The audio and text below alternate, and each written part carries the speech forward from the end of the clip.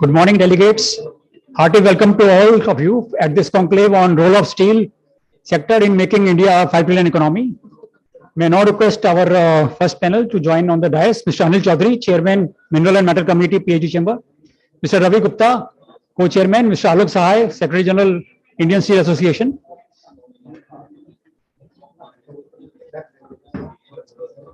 Please close the door.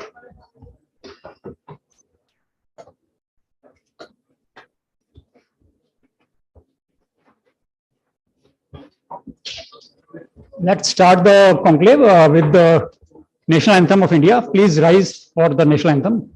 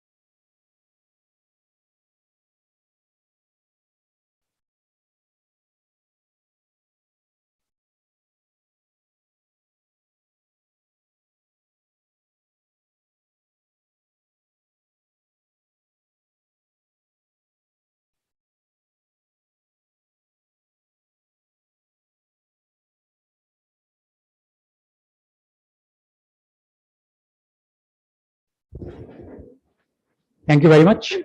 May I now invite Mr. Ravi Gupta, our Co-Chairman, Mineral and Metal Committee, PhD Chamber of Commerce, to deliver the welcome address and also inform you about the PhD Chamber. Over to Mr. Ravi Gupta.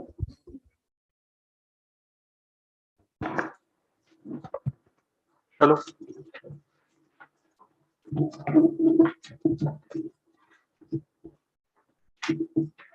Good morning. His Excellency Mr. Benbold Dalmbajo, Ambassador of Mongolia, His Excellency Dr. Bassam Al-Khatar, Ambassador of Syrian Arab Republic, Mr. Alok Sahai, Secretary General, Indian Steel Association, Mr. Anil K. Chaudhary, Chairman, Minerals and Metals Committee, PSDCCI, Mr. Vijay Sharma, Director, Jindal Stainless, Mr. Joybrat Roy, Head Corporate Strategy, Tata Steel, Mr. Amit Chandredia, Head Exports, ArcelorMittal, Nippon Steel, India, Mr. Vijay Jamar, Managing Director, Viraj Metallics Private Limited, Mr. Jayant Roy, Senior Vice President, ICRA, Mr. Deepak Bhatnagar, Secretary General, Pellets Manufacturing Association of India, Dr. Anil Dhawan, Director General, Alloy Steel Producers Association of India, Mr. K.K. Pahuja, President, Indian Stainless Steel Development Association, and to all dear participants. At the outset, I would like to compliment the Ministry of Steel for their progressive policies and continued endeavors for developing the steel sector in India in spite of adverse conditions and supply chain disruptions. Steel sector contributes almost 2% to India's GDP and employs 500,000 people directly and 2 million people indirectly. The Indian steel sector is vibrant and has been growing at a CAGR of about 5 to 6% year on year with a V-shaped demand recovery post-COVID. Steel supply industry supports the entire automobile construction and transportation industry as well as building of machinery, and has a major role to play in making India a 5 trillion economy. It is a known fact that capital-intensive economies that went on to become developed have been foundational in steel production. Atmanirbharta in steel production is an important goal that India has to achieve. India saw an increase in share in crude steel production from 4.8% in 2011 to 6.1% in 2022. The aim is to satisfy domestic demand for steel, export the surplus, and become a global supplier. Aiming to become self-reliant and an exporter by increasing quality products should be integrated with sustainable business practices to add to the overall sustainable economic growth of the country.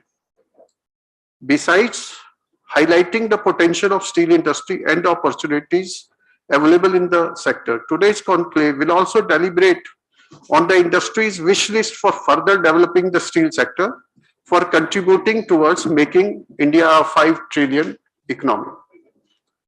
PhD Chamber of Commerce has been working as a catalyst for the promotion of Indian industry, trade and entrepreneurship for the past 117 years.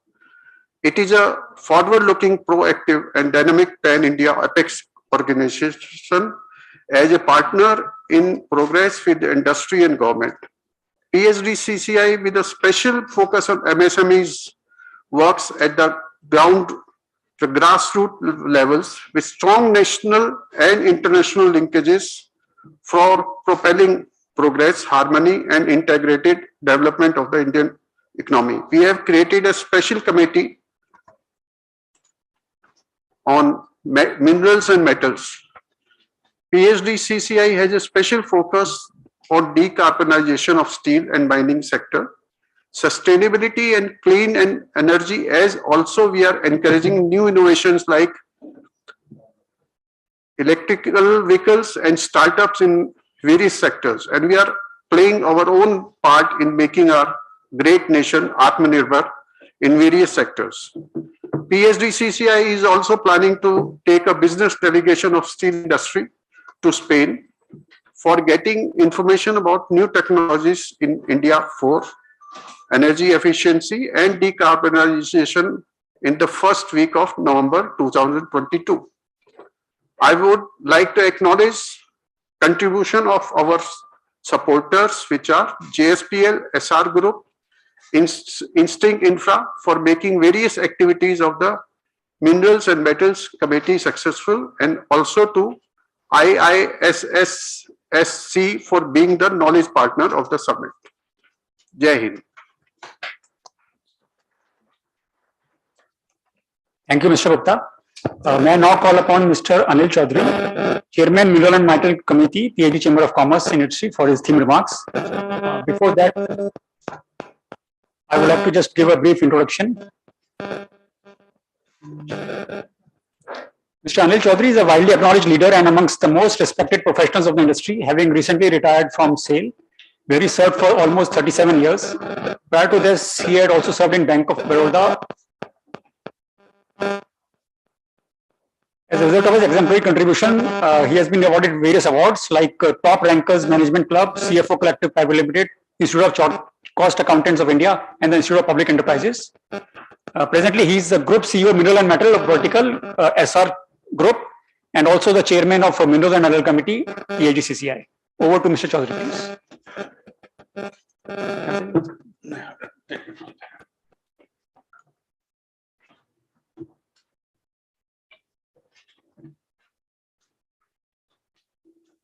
Thank you very much, Mr. Punit.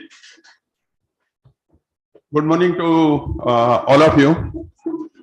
And I would like to thank you all for making it convenient to come for attending this summit on role of steel industry in making the country a 5 trillion USD economy, US dollar economy.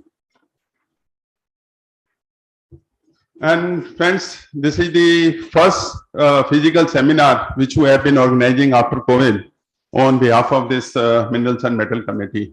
Now we had a couple of webinars in between, which were a grand success. but we thought of meeting together because unless we meet, we are not able to know each other. And it was the desire of the PhD Chamber of Commerce also that we should assemble at one place and deliberate on this important topic. And you all know that this 5 trillion economy is getting more and more important for this country. When we will be able to achieve, we do not know, because we have been getting varying things. When we started this juggernaut in 2019, I remember I was in the National Council of FICCI in December 2019. We thought of that we will be able to achieve this magic figure of 5 trillion USD for the Indian economy by 2024-25. But now, as we are nearing 2024-25, it is just, I would say, 2 years away. So we find that it will not be possible for us to reach this level. And we have been getting the different statements from the different places. But I believe the statement given by IMF that we will be able to achieve this level sometime by 2027, 2028, that appears to be more realistic, that appears to be more logical. Because even if we have to reach that level of 5 trillion by 2027-28, we have to grow at a rate of 10% CAGR.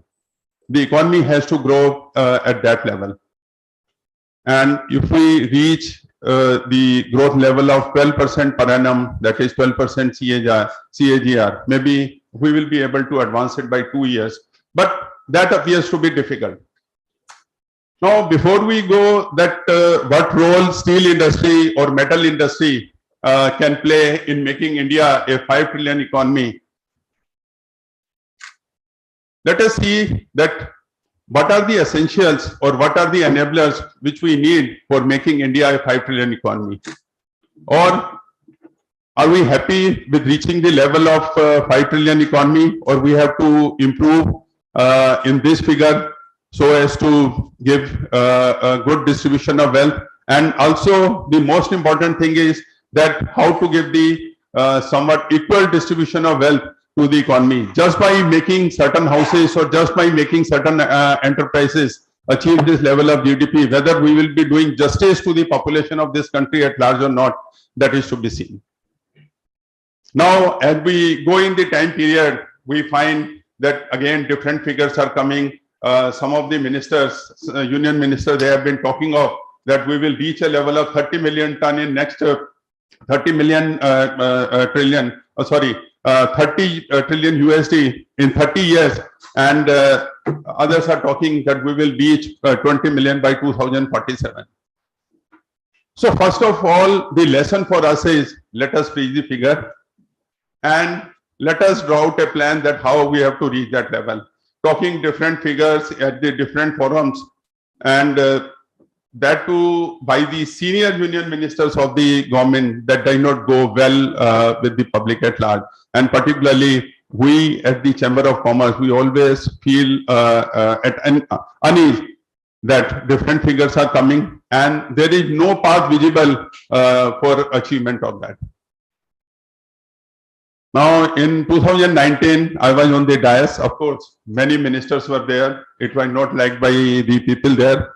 When I made a statement, I was chairman SAIL at that time, and I was in the national executive of FICCI. I was also chairman of the Minerals and Metal Committee of FICCI. So I made a statement that without improving the manufacturing or without making the India a manufacturing hub, it will not be possible to achieve this magic figure of 5 trillion, be it 2024-25 or be it 2026-27 or even a year later. It will not be possible. So we have to improve in manufacturing. And similar things, I find that only a few days back when our Honorable Commerce Minister was talking at DPIIT, he made a similar statement that our manufacturing has to grow from 15% of the GDP to 25% of the GDP in the next few years. Now, if you look at the evolution of the Indian economy, what happened that we used to be an agrarian economy, And from agrarian economy, we simply transited to the level of this service oriented economy. Today, the service sector has been contributing 54% of the overall economy size or overall GDP. Now, look at the growth of the countries which are around us. Look at the growth of Bangladesh, Vietnam, even these other smaller countries, Cambodia, Taiwan, of course, China I cannot talk because they started concentrating on manufacturing for a long time. How they improved their GDP level because they believe in making manufacturing hubs in the country. Somehow we have missed that. Now the emphasis of the government has been there. We have been talking of Atmanirbhar Bharat for a long time, but somehow we have not been able to go in that area.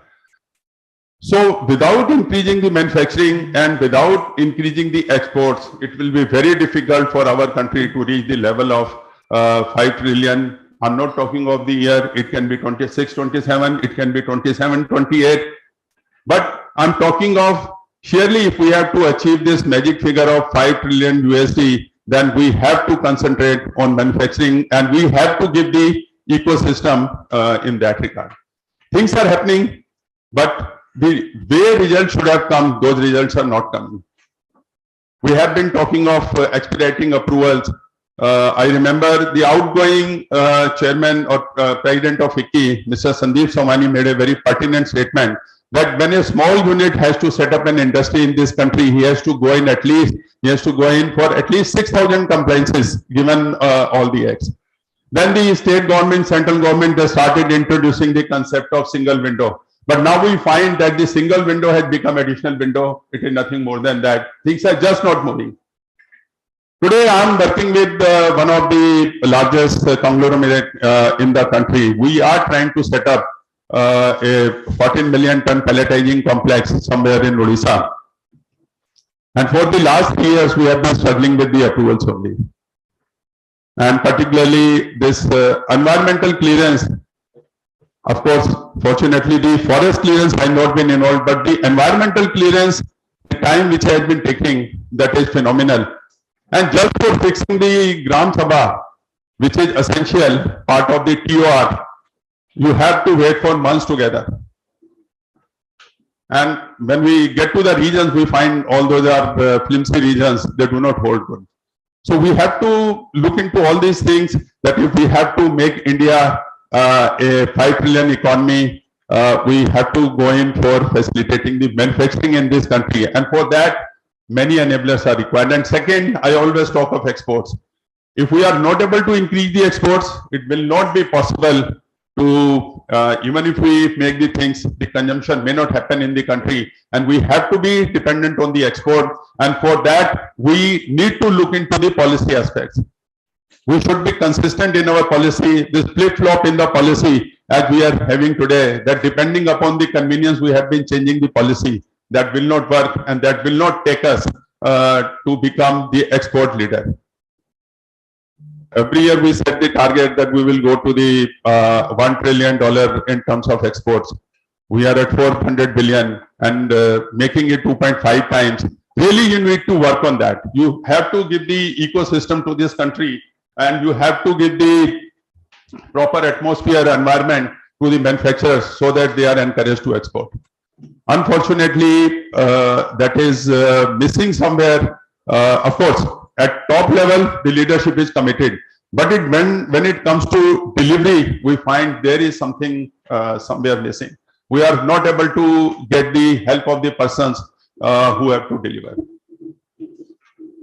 Then another point which I made at that time, that whatever FTAs or whatever regional cooperation agreements we have been doing, they should open the new doors for us and not close the doors for us. The current FTAs, whether they are with the ASEAN countries or with the other groups, they are not hinting towards that.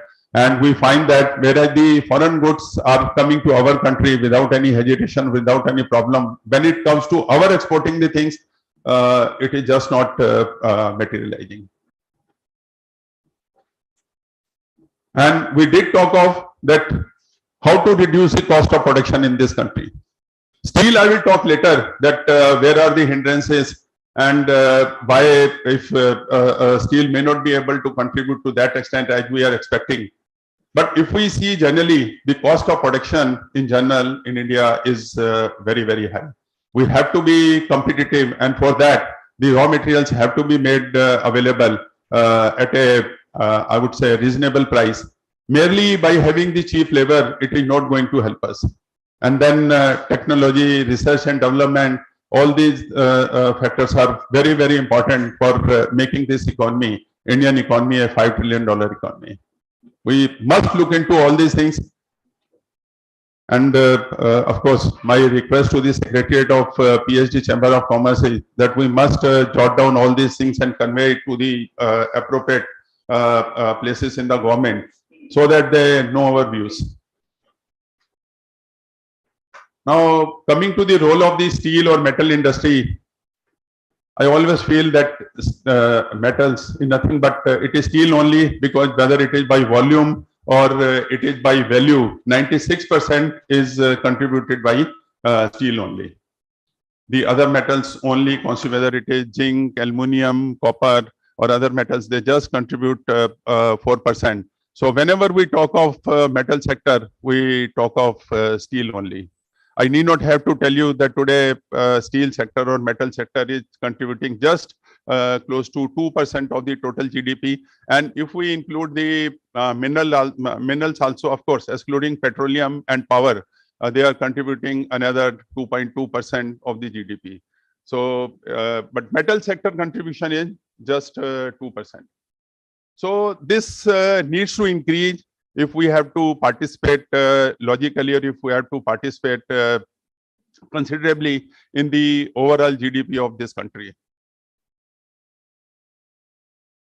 2%, if you look at it, is hardly anything, but we in the steel industry have been contributing to the employment. We have been direct or indirect employment, we have been contributing, but I feel this is not sufficient. In this country, where the per capita consumption is today 77 as against the world average of 225 plus, we need to grow and per capita consumption has to increase. Maybe the consumption has gone up to 113 million in the last year. That is the finished steel production, and I take it as the consumption also. But as we have the target of reaching 300 million ton per annum by 2030 in terms of production capacity and 230 million ton in terms of finished steel consumption, we need to expedite the things. We need to look into the bottlenecks, and we need to find out the solution for taking care of those bottlenecks. No doubt, national steel policy is sacrosanct. We have to go for achievement of that. And I find that if we are able to grow the consumption at the rate of average rate of 10% per annum, at a CAGR of 10% per annum, by 2030, it will be possible to achieve consumption of, or it will be possible to have production of 230 million ton, which is the target as per the national steel policy. In terms of capacity, we are already at 152 million ton. I'm talking of current. By the close of the last year, we were at 142 million ton. Today, we are at 152 million ton. And the new capacities which are already there in pipeline, and also the capacity enhancement with the various industrial houses, including public sector companies, SAIL and RNL. RNL may not be there because government already wants to divest them, so that capacity expansion may not have any meaning. But SAIL and other big industrial houses, whether it is JSPL, JSW, ArcelorMittal, and also there are some new entrants which we find in due course of time, including POSCO, Adani. They have been talking. So I feel that including this this secondary steel sector, as we call them, it would be possible to reach a finished steel production level of 230 million ton. I'm taking production and consumption at the same level by 2030. But again, the ecosystem, as I talked of, for this achieving 5 trillion economy, the same ecosystem is required to be in place for the steel industry as well. Otherwise, it will not be possible to grow from the present contribution of 2% to 5 to 6%, as we have been considering by 2030. Maybe if we are able to achieve 5 trillion by 27, 28, so steel industry contribution will be somewhere around 4%. And if we are able to reach to 230 million ton of steel production and consumption by 2030, the contribution can go anywhere between 5.5 to 6%. But as we always talk at various forums, that without help from the system, it will not be possible for the steel industry to go to the level of 230 million ton of finished steel production. And again, the cost of production is one of the major factors which is responsible for slow growth of the steel industry. The figures which are widely quoted, we have been quoting it in the past also, and we are still stuck to the same set of figures, that the cost of making steel in our country is higher by at least $80 to $100 per ton. And these are the figures which were worked out by Niti Aayog, and later on they were circulated very widely by the various advisory firms or by the consultants, including EY, PwC. And these are not relating to any particular region. They are there because of the various regions. And if we look at the figures, the first is that the logistics and infrastructure that makes our steel production higher by $25 to $30 per ton. Then power, it is somewhere around $8 to $12 per ton, because we all know steel is not only capital intensive, but it is very, very power intensive or energy intensive area of working also. Then our country is having a unique cess in the name of clean energy cess. Of course, custom duties have been withdrawn now on the inputs. Coal, coke, etc. They are not subject to any custom duty from 21st May 2022. And of course, then taxes and duties on iron ore, they are killing. Perhaps India is the one of the countries where the royalties are as high as 20%. 15%, then 30% you have to pay the district mineral fund, and above that 2% you have to contribute towards NMET, National Mineral Exploration Trust, which the government has formed. And the worst thing is these funds are just lying. They are not getting spent on the development of the district. They are languishing somewhere in the treasury. They are not being made use of. The only issue is that they are being collected from the miners, but they are not finding the right place for which they were levied. And last but not the least, that is the financing cost. Financing cost in our country is higher by $30 to $35 per ton of steel. We have been working on getting finances from outside, particularly if you see when the country like Russia, which got their interest rates to a level of 20%, now they are willing to lend us the ruble financing, give us the ruble financing at a cost of 4% per annum. But within the country, if we have to go in for financing, one is, of course, it is difficult to get the financing, particularly for the greenfield projects. You go to any public sector or private sector bank, he would not like to extend you the project financing. He may like to give you the working capital finance, but when it comes to extending the project financing, you will not be able to get it.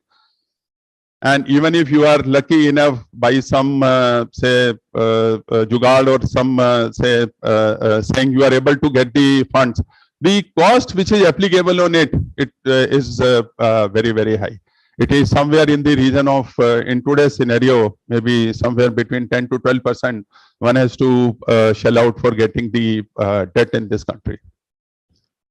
And being capital intensive, you need somewhere investment of course, earlier we used to talk of $1 billion per million ton of steel making you have to invest. This figure has come down now because the equipments are getting cheaper, and now people have changed the methodology of putting up the plant.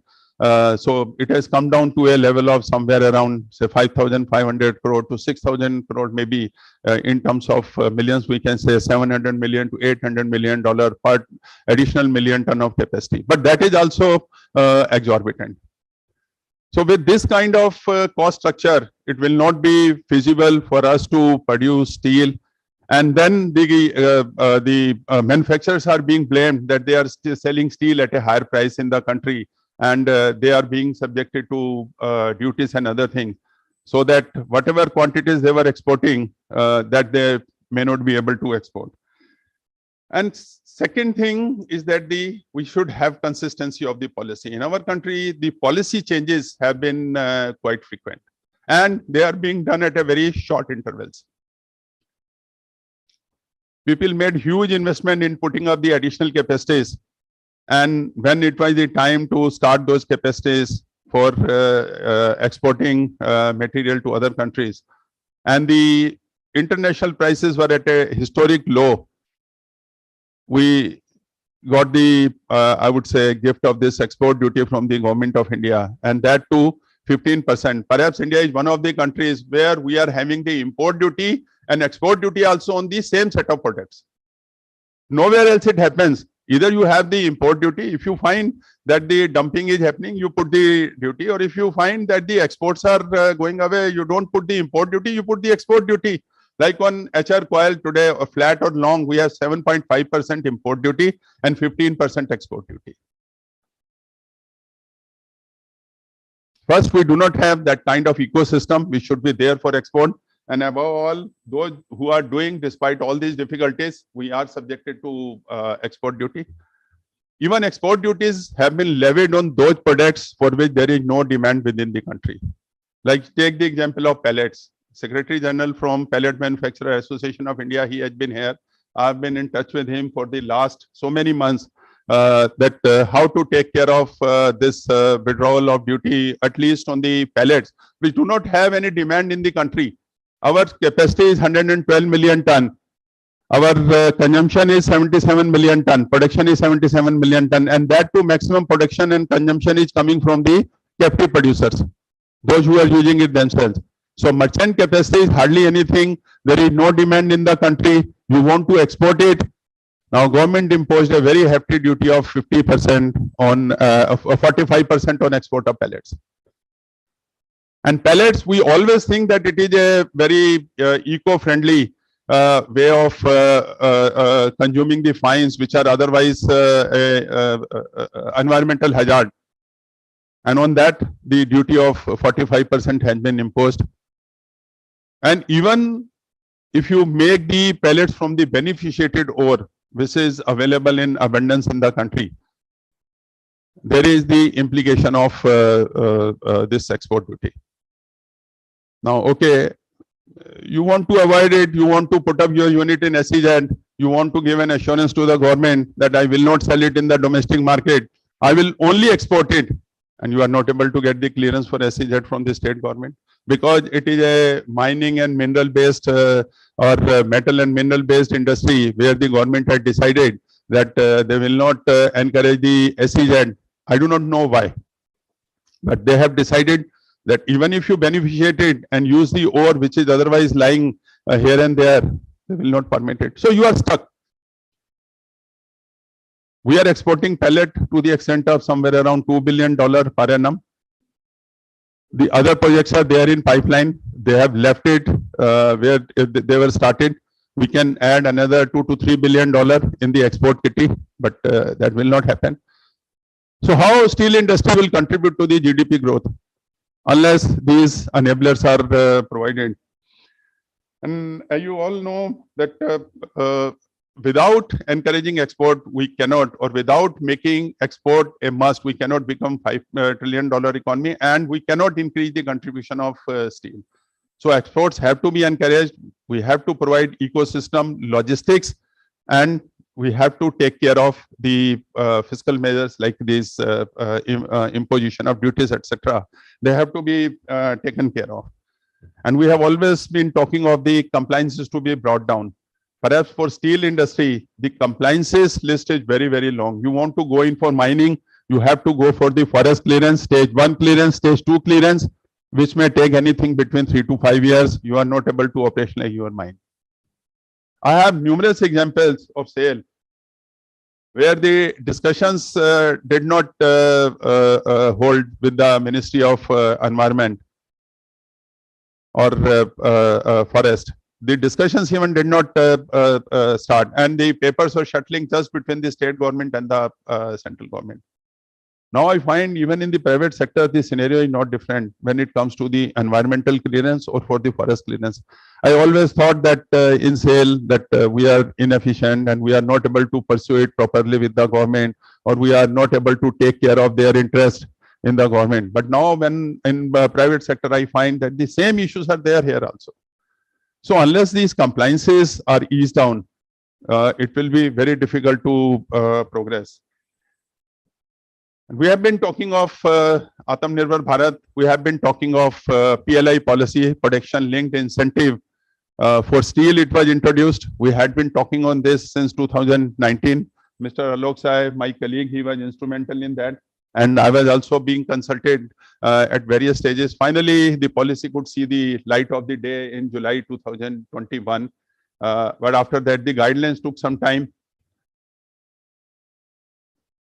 And now when we wanted to implement it, we find that there are so many impediments in that, and there is no one who wants to bring in those changes in the PLI.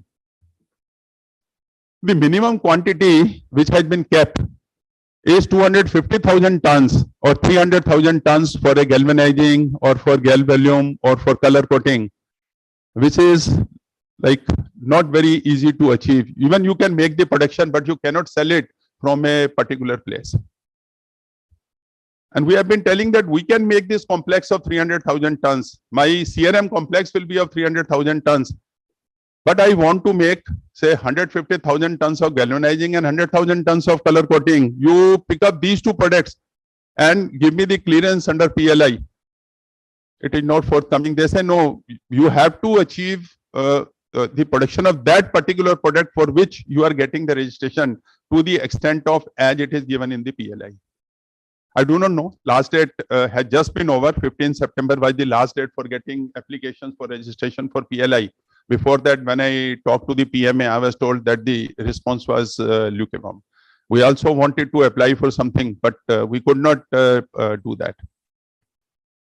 And the proposal went, as usual, from Ministry of Steel to the Cabinet. It was not agreed to for reducing the quantity for which the registration should be given.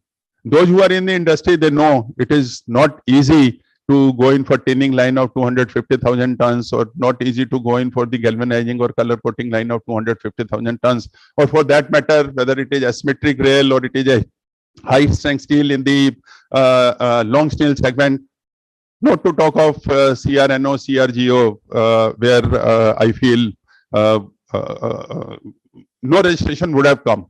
We have been talking of investment of 5,000 crore. And there we are keeping the quantities for which that quantity is not economical for the country, because that much of quantity is not required in the country. You have so many constraints on export, and those quantities are not required in the country, and it is decided not to reduce the quantity. So how we will achieve this Atmanirbharta as far as steel making is concerned? And mind it that we are paying so much of reliance on this PLI. Whether it is for textile, whether it is for steel, or whether it is for any other industry. We have been giving a lot of emphasis on this. Then steel, as you know, we need at least 3 ton of steel for making 3 ton of raw material for making 1 ton of steel. Raw material linkages, they are causing a lot of problem. People are willing to pay the price, but getting linkages are creating a lot of problems. Mines are available. We are willing to pay the market price, and we want linkage only. That we set up a steel plant. We are investing, say, close to $3 billion in putting up a 4 million ton steel plant. At least we should be assured of that the quantity will be available. But currently the policy works like that. We are not able to get the linkages for that. So that has to be streamlined. Coal, of course, we will continue to import. But we always feel that whatever domestic or indigenous coal is available, that should be exploited. That can always be used for blending. We may say that the domestic coal is not suitable. I was going through the statement of Chairman Coal India only a few days back. He has stated that the domestic coal is not good for steel making. It is good for steel making. We have been using to the extent of 20% as a blending material in the imported coal. We have been able to reduce our cost. and also you reduce your dependence. And coal, like from wherever it is coming, it is subject to the vagaries of nature, particularly the coal, as you know, mostly in India, the coking coal is coming from Australia. 80% of the coal is coming from Australia, where we are having so many problems in the winter season. Our winter, their summer, when the rain starts in November to February, the supply chain go haywire, and you are not able to get the consignments, and the prices are skyrocketing. Just to take care of at least 20%, we can get it from our sources. We can put up the watch list. In fact, BCCI, BCCL and CCL, they put up the watch list, but they are not able to exploit those watch lists. I'm not talking you give us 13% or 10% or 8% ash coal. Even if we are able to get 18%, 20% ash coal, we can very well blend it and we can use it for the purpose of coke making. So this is one area which is to be looked into. In fact, the Jharia development plan was worked out sometime in 2008-9. And when the Coal India went in for their first IPO, they made lot of hue and cry. Mr. Partho Bhattacharya, he was the chairman. So he said that he earmarked some 10,000 crore for development of Jharia coal mines, where most of the coking coal is available. But somehow after that, it did not materialize. And the other things, they are very common, like we need to spend on R&D in the coal sector, and if we have to really make steel in a sustainable manner. Today, like sustainability in coal sector, of course, people have been talking, but I know it will not be able to take the front seat because of the cost factors. So that kind of ecosystem or R&D is not available in our country. That particularly converting coal into syngas, whatever coal is available, thermal coal or whatever coal with whatever gross calorific value is available, that should be gainfully utilized, and for that we need the technology. Of course, Niti Aayog and Government of India, they have already appointed a working group. They are working on it, but time is running out, and for us the target is very near. 5 trillion and also 230 million for steel that we have to achieve in the next few years. Waiting for very long may be difficult for us.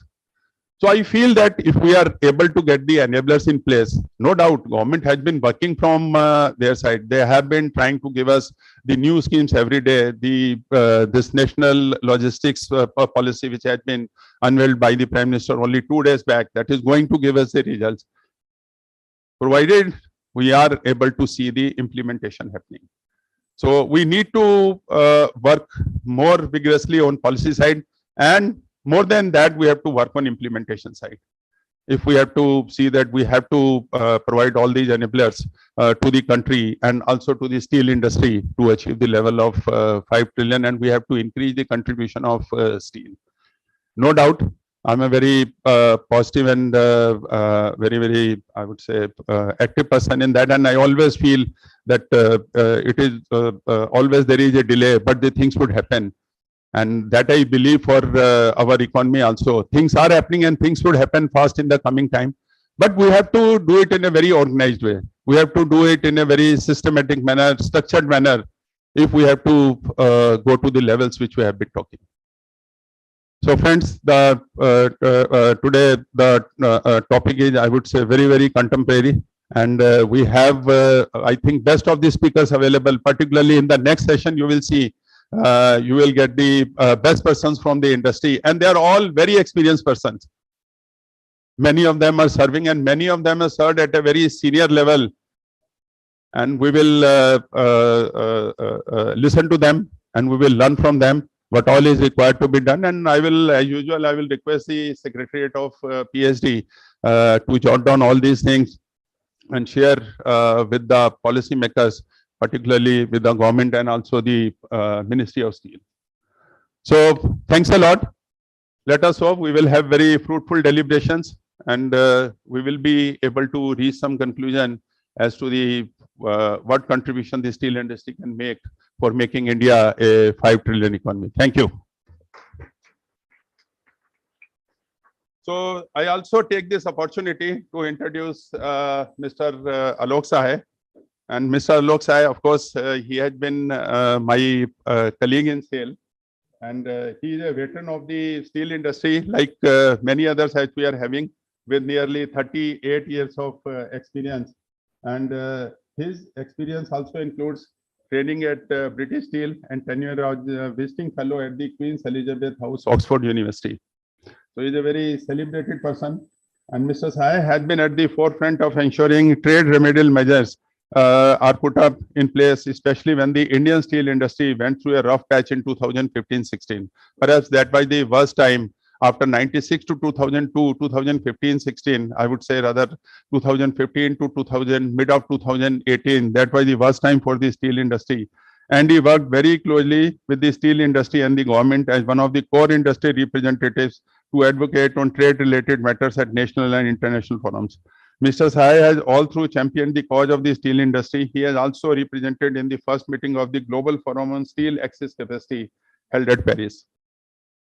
And Mr. Sai joined the Secretary General Indian Steel Association, which is the apex body of the integrated steel manufacturers. And most of the companies which are having production making capacity of 1 million ton, they are members of the Indian Steel Association. In his previous stint at the Steel Authority of India Limited, he was instrumental in bringing together R&D establishments of SAIL, the Defense Ministry and other government units to ensure critical import substitution of products within defense manufacturing. So for this INS Vikrant, I know how much he has worked, and he was the person who was lightning from the side of SAIL, and maybe he only motivated our steel plants at Bhilai, Bokaro and Rourkela for making these plates for the Defense Ministry, so that we could see that this INS Vikrant in the new model coming up. And these efforts led to the successful launching of fully indigenous warships and warranted that India moves towards Atmanirbharta in steel requirement for defense sector. So I invite Mr.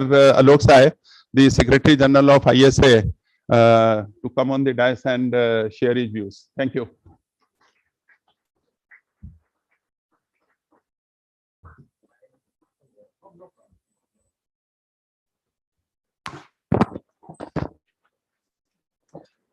Thank you. Mr. Anil Chaudhary has been my senior colleague, and when I was working with SAIL, he was chairman of SAIL, and he was one of the motivators for me. You know, I don't know how many times I would have disturbed him out of turn, and every time I got his time. His Excellency Gamble Damachev, His Excellency Dr. Basin Al-Khattab, Mr. Anil Chaudhary, Chairman, Minerals and Metal Committee, PhD Chambers of Commerce, Mr. Ravi Gupta, Co-Chair, Mr. Puneet Chaudhary, Secretary, PhD Chambers of Commerce.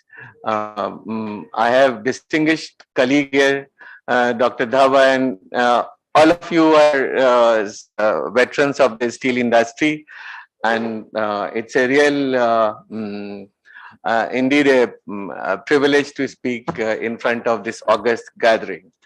I am indeed grateful to PhD Chambers of Commerce for inviting me to speak at this gathering. Well, before we discuss role and challenges of steel industry towards 5 trillion economy, let's look at some numbers. At current prices, India's GDP was 3.05 trillion during FY 21-22. As per World Bank in 21, India's GDP was third largest in PPP terms and sixth largest in nominal terms. Recently, as per the reports, it overtook UK at 5th position in nominal terms and may overtake Germany by 2029 as per estimate of State Bank of India. Where in the next 4 years, India's GDP is projected to reach 5 trillion in nominal terms. Implicit, therefore, is the projected assumption that India's GDP will grow by around 7.5 to 8.5%. This is the my economic side has calculated in real terms. Based on PPP, India's GDP per capita was projected at $7,333 in 2021. At constant prices in absolute terms, GDP in FY 21-22 was above that of 19-20, implying that the economy has recovered from the pandemic-induced downturn. So that's a good part of the situation in India. India's GDP grew at 13.5% in quarter 22-23, the fastest pace in 4 quarters, with a gross value addition in the economy rising by 12.7% as per National Statistical Estimate released on 31st August. And the economy's latest growth numbers have been aided by a pickup in private consumption, which is a good part of it, and capital investment. The Q1 numbers are 3.8% above pre-pandemic level. So this is again shows that we are growing. If we look at the steel industry trends and outlook, India is the second largest steel producer. Already Mr. Anil Chaudhary has covered, but for the sake of continuing, producing about 120 million ton of crude steel in 2021, second largest consumer at 106 million ton of finished steel in 21. Installed crude capacity was 152 million ton, wherein the share of private sector is about 81%. We will add another 9 million ton next year in the flat segment only, basically flat segment. In India, we produce steel through all the 3 routes: basic oxygen furnace, BOF, electric arc furnace, electric induction furnace route. Integrated steel producers are mostly in BF-BOF route, and there the use of coking coal comes, and with so much of reduction in carbon footprint, this is a big challenge. Yet India is right now, say, only around 45% of the total production is through this route, but this will move to 65% because the growth is basically in this segment. Globally, it is at around 72%, and with carbon footprint at the level of 2.4 tons. So if we have to achieve a better carbon footprint, we have to really work in certain other directions. Leaving the dip in 2021, India has been growing in steel consumption. Export as a percentage of our production has been only in the range of 7% to 13%. But one good part of Indian capacity pickup is that it is focused on domestic consumption. It is not focused on exports like, say, Japan or Korea or many of the Vietnam and other countries which are now growing. India currently ranks 8th in steel exports in the world. Around 80 to 85% is flat product. In terms of imports, there are 3 major countries from where the imports come: South Korea, Japan, and China. Also from ASEAN countries, 70% of India's imports are free, are without payment of any duty. It's free trade, coming from free trade countries. And about key products, flat products which are exported right now is HR coil. India's, if we look at the trend of steel using sectors, construction is the most important sector with 61%, capital goods 10%, auto sector is about 9%, intermediate products about 7%, consumer durables 6%, and railways are about 7%. Therefore, as you can see, infrastructure remains the key index, not only here, all the countries' economic position at the global stage.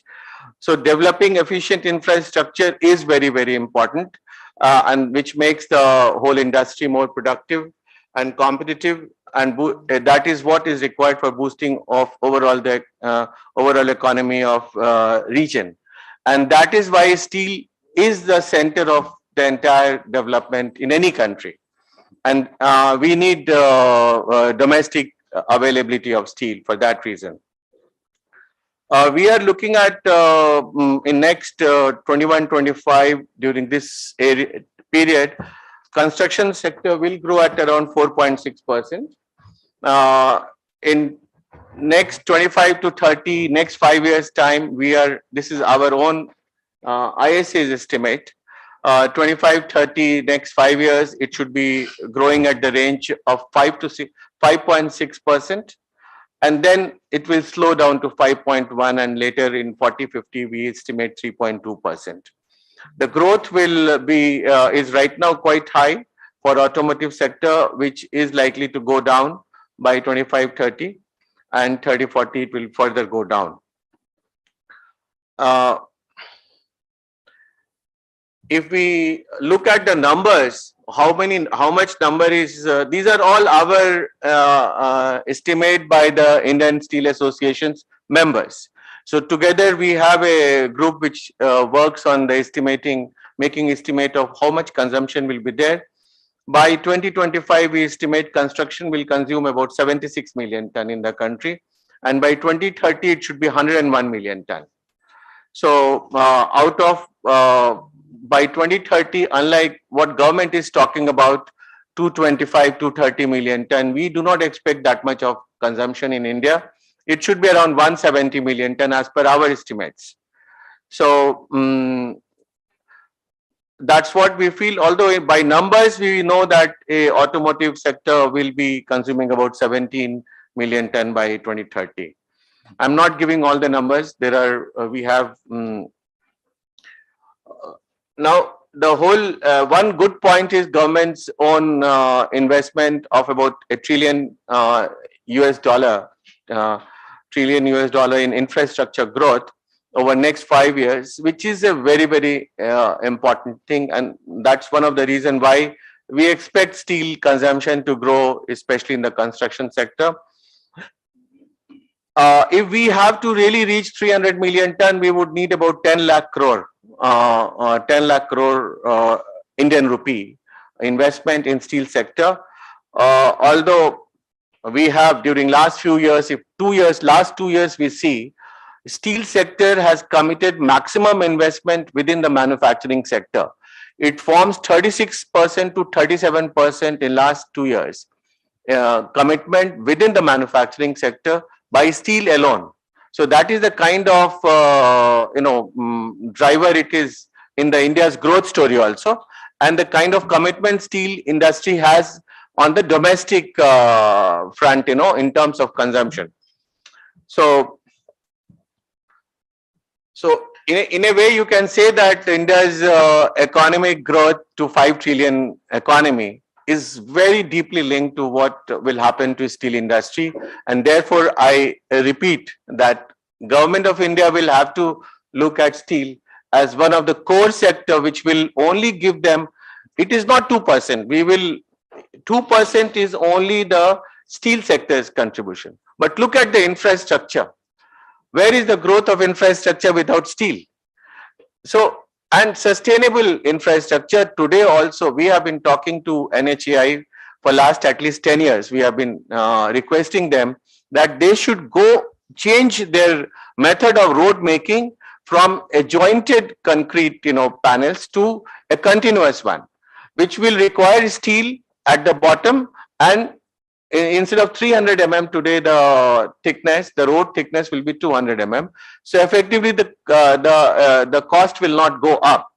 But Indian Road Congress has not agreed to reduction to 200 mm, which means the cost will continue to be high. So this is something which needs to be sorted, because then it will also make the roads smoother, roads more longevity will not be 30 years only, it will be longer life. And even the road over bridges should be made of steel, not cement. Today it is an option of the contractor, which should come out of the system, should be changed like railways. All railway or road over bridges are made of steel only. So these are the changes which are required to be made, because we should not waste our resources on repair and maintenance. Rather, our resources should go to new projects. And therefore, it is important that government adopts these things and not look only at the short-term goal of 30 years. Rather, look at longer vision, having a longer vision. We have, as Mr. Chaudhary mentioned about INS Vikrant today, we all feel very proud about INS Vikrant. But it has come with a lot of hard work.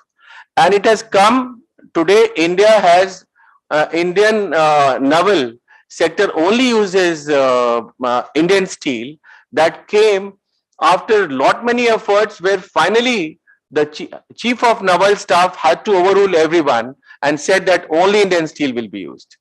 And today 96% of steel is indigenous. So these achievements comes with lot of personalized effort. Somebody at some place understands what we are telling, and therefore it's very important that how the policy makers perceives things in a long-term perspective. That is very, very important.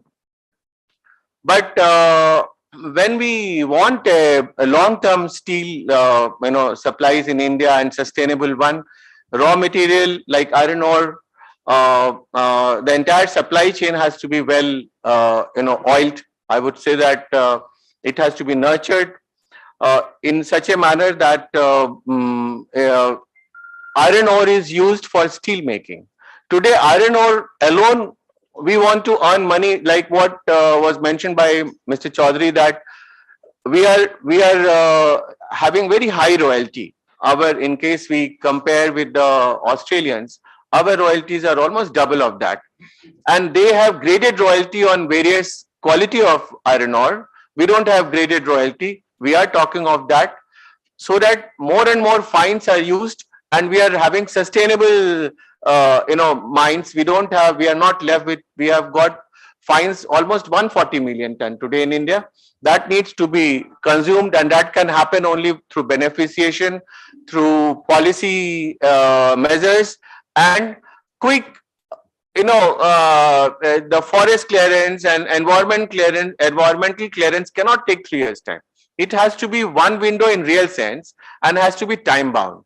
So when we make a policy for 3 years only, where we will give some kind of reduction on royalty, and 3 years you are not able to put the beneficiation facility. So that is only a paper exercise. Actually, nobody will get any benefit. So, these kind of things we have to look at. Globally, if you look at the investment on the exploration and these areas are almost 12 to 14%, whereas India is only spending about 2%, which is very, very low. So we are facing multiple challenges. Logistics today is about 14 to 15% of the GDP. That is the kind of cost. It has to come down to 7 to 8% if we want to grow in a big way. We have to have incentives for pelletization, more pelletization, because for 300 million ton, we have to move 900 million ton. We have to have iron ore, we have to have coal. And how to increase coal? For increasing coal, we need to have at least BCCL should be totally dedicated to steel.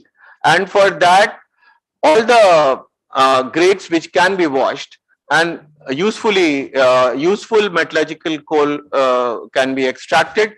We should extract coal by increasing the capacities of Coal India, the washeries. And if they cannot do so much, let them have a public-private partnership. That is another way we can increase the capacity. And so that at least 20% of coking coal is available within the country. We will not be so much subjected to the kind of price variation which took place in the coking coal. So these are some of the issues. Like today we have, although it's very, very temporary, when we talk about export duty, I know, I'm very clear about it, it is a temporary measure. But you have a situation where you have hands and legs are tied, and you are asked to run an Olympic race. Who can win? You have been told you cannot win, but we will give you a chance. So that is the situation. I'm sure this will come out. The more important is, unlike many other countries, India is investing on capacity built up before the demand comes, not after the demand comes. So it is lumpy in nature. You come up with 5 million ton multiple kind of investment. So that will be a problem. So these are some of the issues which are there. We need support from government. Government has to have a consistent policy, predictable policy, and we are a matured industry. We can, any measure which has to be taken can be well deliberated with us and analyzed, and then action can be taken. You know, like you have a constitutional system where the basic framework of constitution cannot be broken. Same thing should be there. If you want to make India as a 5 trillion economy where steel will play such a major role, then certain measures cannot be taken which will disturb the growth of steel industry. That should be the focus. So any action, any kind of policy being framed, it should be put to a test whether it will break the basic framework in steel growth. If that is breaking, we will not do it. So that kind of system, a change has to come. This is what we have been talking about in last couple of years. So with that, I will not take much time. Thank you. Thank you for giving this opportunity.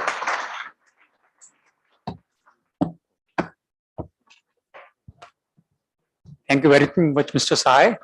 Thank you for very kindly enlightening us about the whole scenario and the sector, and globally and India, how India can achieve a robust steel sector.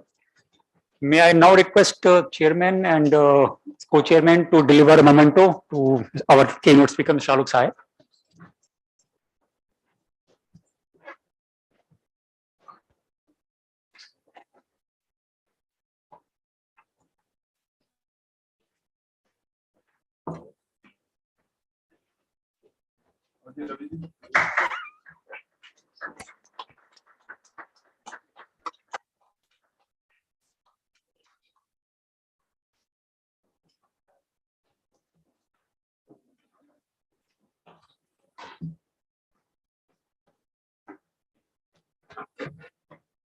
Now I will like to invite our next set of speakers, Mr. Vijay Sharma, Mr. Joybrata Roy, Mr. S.K. Pradhan, and Mr. Amit Chandalia to the dais, please.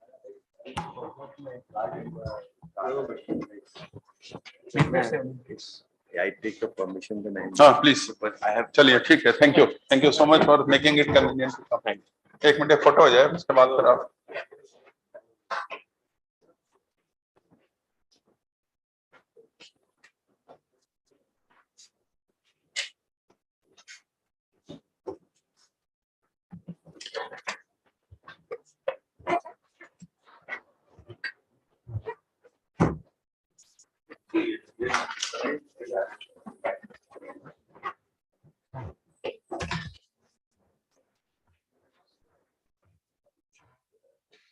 हाँ अभी आएंगे.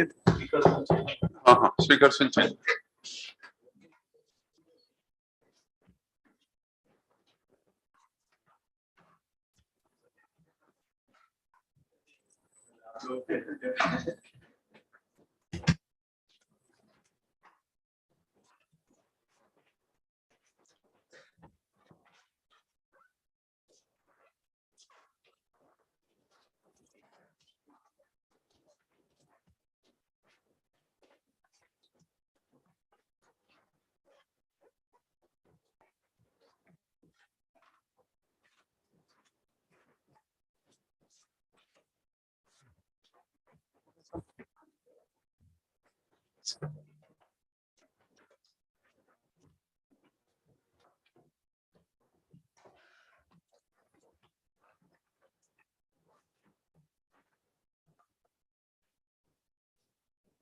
Would first like to invite Mr. Vijay Sharma. Just a brief introduction about him. Mr. Vijay Sharma serves as the director of the Jindal Stainless. With over 35 years of experience, Mr. Sharma has steered diverse roles in the areas of corporate affairs, sales, distribution, corporate branding, marketing and business development, strategy formulation, supply chain management, market research, and product development. He has proven abilities in business analytics, innovation, team building, process optimization, scalable operations, business transformation, and organization development. An able actor and orator and an avid social media proponent, Mr. Sharma is a regular presenter in premium institutes, national and international webinars and conferences. His articles, views have been published in various industry magazines and has been contributing to stainless steel and automotive industry also. He's also on the board of companies like Indian Iron and Steel Skilled Sector Council, Shalimar Paints, JSL Lifestyle, and JSSL. He's the chairman of Haryana State Chapter of SHM and co-chair of Haryana State PhD-CCI. He's an engineer from PEC, Chandigarh, and MBA from FMS, Delhi. May I now invite Mr. Vijay Sharma for his talk, please.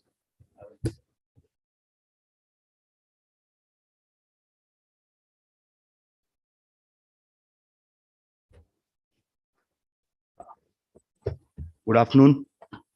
Namaskar and pranam. Chaudhary Sahab, Sanyal ji, Gupta ji, and Puneet ji, my co-speakers of this gathering. It is always honor, privilege, and learning. I am associated with PhD as a co-chair Haryana also, so it is always great to be here. Very appropriate theme. Proactively, we need to deliberate. We need to handhold and resolve for building the nation and the future. Normally, wherever I participate, I am the only person to speak about stainless steel. Fortunately, today, we also have with us Poised, our association president. So my responsibility becomes a little easy, though after Chaudhary Sahab, it becomes more difficult because he sets the benchmark. Within steel family, stainless steel has its unique role, highest level of value spectrum. I will attempt to position stainless category for right recognition in an encapsulated form. I will be talking about my favorite subject, first to position stainless steel within steel. And of course, we are not alone. Many things are happening around the world. How we are performing as a stainless industry. What are the government impetus? What government is doing for us? What are our roles and commitments? And do we need handholding from the government? We are quite similar to steel. We are part of Chapter 72. Steel as well as stainless steel, both are about 10% of China, about 6% of the world. Both are about 1/3 per capita. We sometimes take a guilt feeling also, but this sort of number is true for practically everything in the country because of the denominator, that is population. We were also number 2 in production and consumption. Unfortunately, last year, Indonesia has displaced us in production, but there are many differences also. So as I've told about applications, construction 60% plus. In case of stainless steel, it is about 12%, that too today limited to only the decorative sectors. But it has got high percentage in process industry as well as durables as compared to steel. And when we talk about the form, in case of stainless steel, it is about 80% flat and 20% long products. In addition, it goes into the strategic applications like aerospace, defense, medical, the green energy, and now the upcoming blue economy also. A lot of discussions on iron ore and pellets. It is not a raw material for stainless steel. There is a reason of my saying this, because we have been struggling a lot while changing the perception with the government about how different and how similar stainless steel is as compared to steel. It has got its own unique features. It's small, but not so small. Value-wise, about 100,000 crores is the annual value it contributes to the nation. Scattered. Quality standards are very high. In fact, to give you an example, which is a matter of pride for Indian stainless steel industry, one of the highest end application, International Thermonuclear Energy Experimental Reactor, which is happening in Europe at the cost of about 20 billion euros. 15 countries are supporting it. It is creating one single reactor using 3,800 tons of stainless steel, and more than 90% of that stainless steel goes from India. So that is a level of quality which Indian stainless steel has got. World has been VUCA around us since 2018. It became super VUCA. Flows were disrupted. Globalization is changing to nationalization. It started with China, followed by Indonesia. This is in the context of the stainless steel. Their governments have been supporting with non-WTO compliant subsidies to the range of 20 to 30%. Every country in the world is protecting their manufacturers through multiple NTBs or TBs, trade barriers or non-trade barriers. whether it is AD, CVD, SG, now CBAM from Europe. But unfortunately, India has got zero level playing field. Pandemic created a lot of problems, but post-pandemic, lots of reasons for the recovery. Perhaps that profitability also somehow could not be perceived well. Even the Ukraine-Russia war, it was no good for stainless steel because they are unlike having the surplus capacities in steel, they have been the users. Since April, we are also cyclical like steel. Worldwide government controls on the supply chain and to fight inflation, Chinese economy deceleration, and also the logistics imbalances softening, the investors got unnerved, and we know the commodity prices going down. So despite of all these challenges, how stainless steel is faring? Every commodity, every metal has got its own space. If I talk about the top 5, stainless, aluminum, copper, carbon, zinc. Last 40 years, the growth has been 2.5%. Stainless is double than that, 5.35. So stainless is performing better. Now we come to India. In the last 10 years, the CAGR has been very encouraging, 9% last 10 years. FY20, it was plus 12. FY21, big issue, minus 16, but we bounced back. FY22, plus 25%, reaching 3.7 million tons. Where it will go? What is the way forward? It's a matter of mathematics. We are very upbeat on the economy of Indian government, but considering a mediocre growth of 7% of stainless steel, mediocre growth of GDP of 6.25%, by in 25 years, it will reach 20 million tons, the demand. It will be around 1:1.12 of GDP, and like any other commodity in the developing economy, it can be even higher. And these numbers are organic. I am personally very upbeat that demand will be higher because of the inorganic growth. But yes, to meet this demand, like the steep targets in the case of steel, we need to build the capacities, and greenfield versus brownfield, anywhere could be 0.8 billion to 1 billion. When we talk about the government, in general, I would like to say that bold, futuristic, and transformational directions, whether Gati Shakti, investment finances, Awas Yojana, Nal Se Jal, and so on and so forth.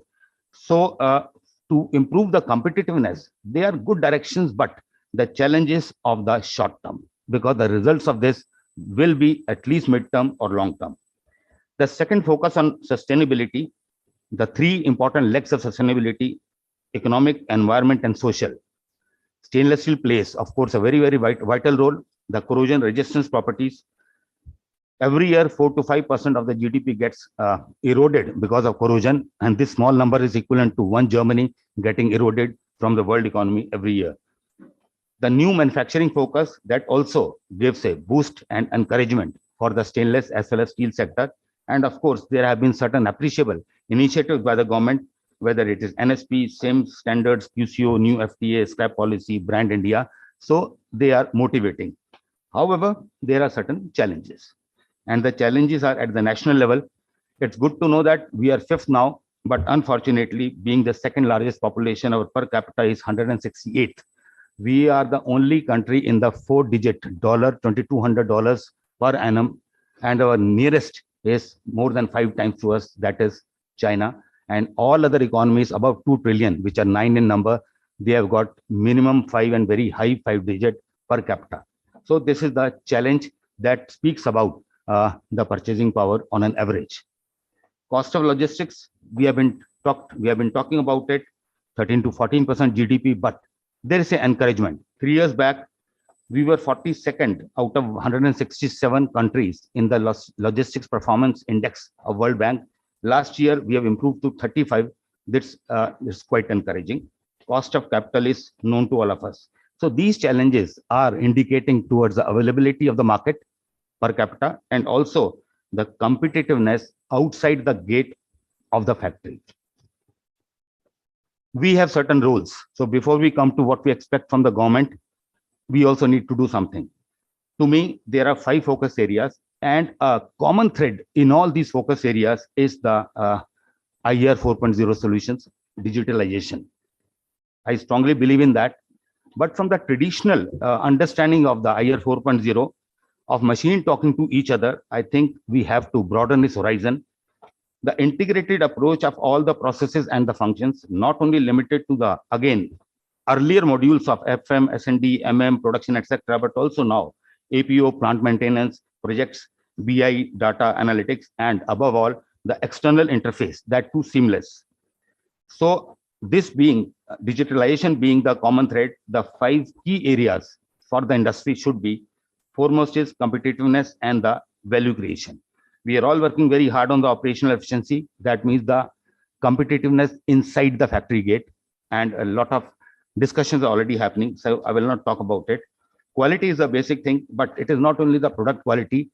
Traditionally, metal industry has been more into the B2B, तो हम लोग quality को सिर्फ product से relate करते हैं. I strongly believe that services and behavior that creates a lot of brand push upwards through the intangible aspects. That is very, very critical. And we have been talking about B2B, B2B2B, and a little bit efforts on the B2C. But to me, I think whatever category of the stakeholders are there, it is BWH, the human aspect, business with humans, is traditionally taking a back seat in a brick and mortar industry like ours.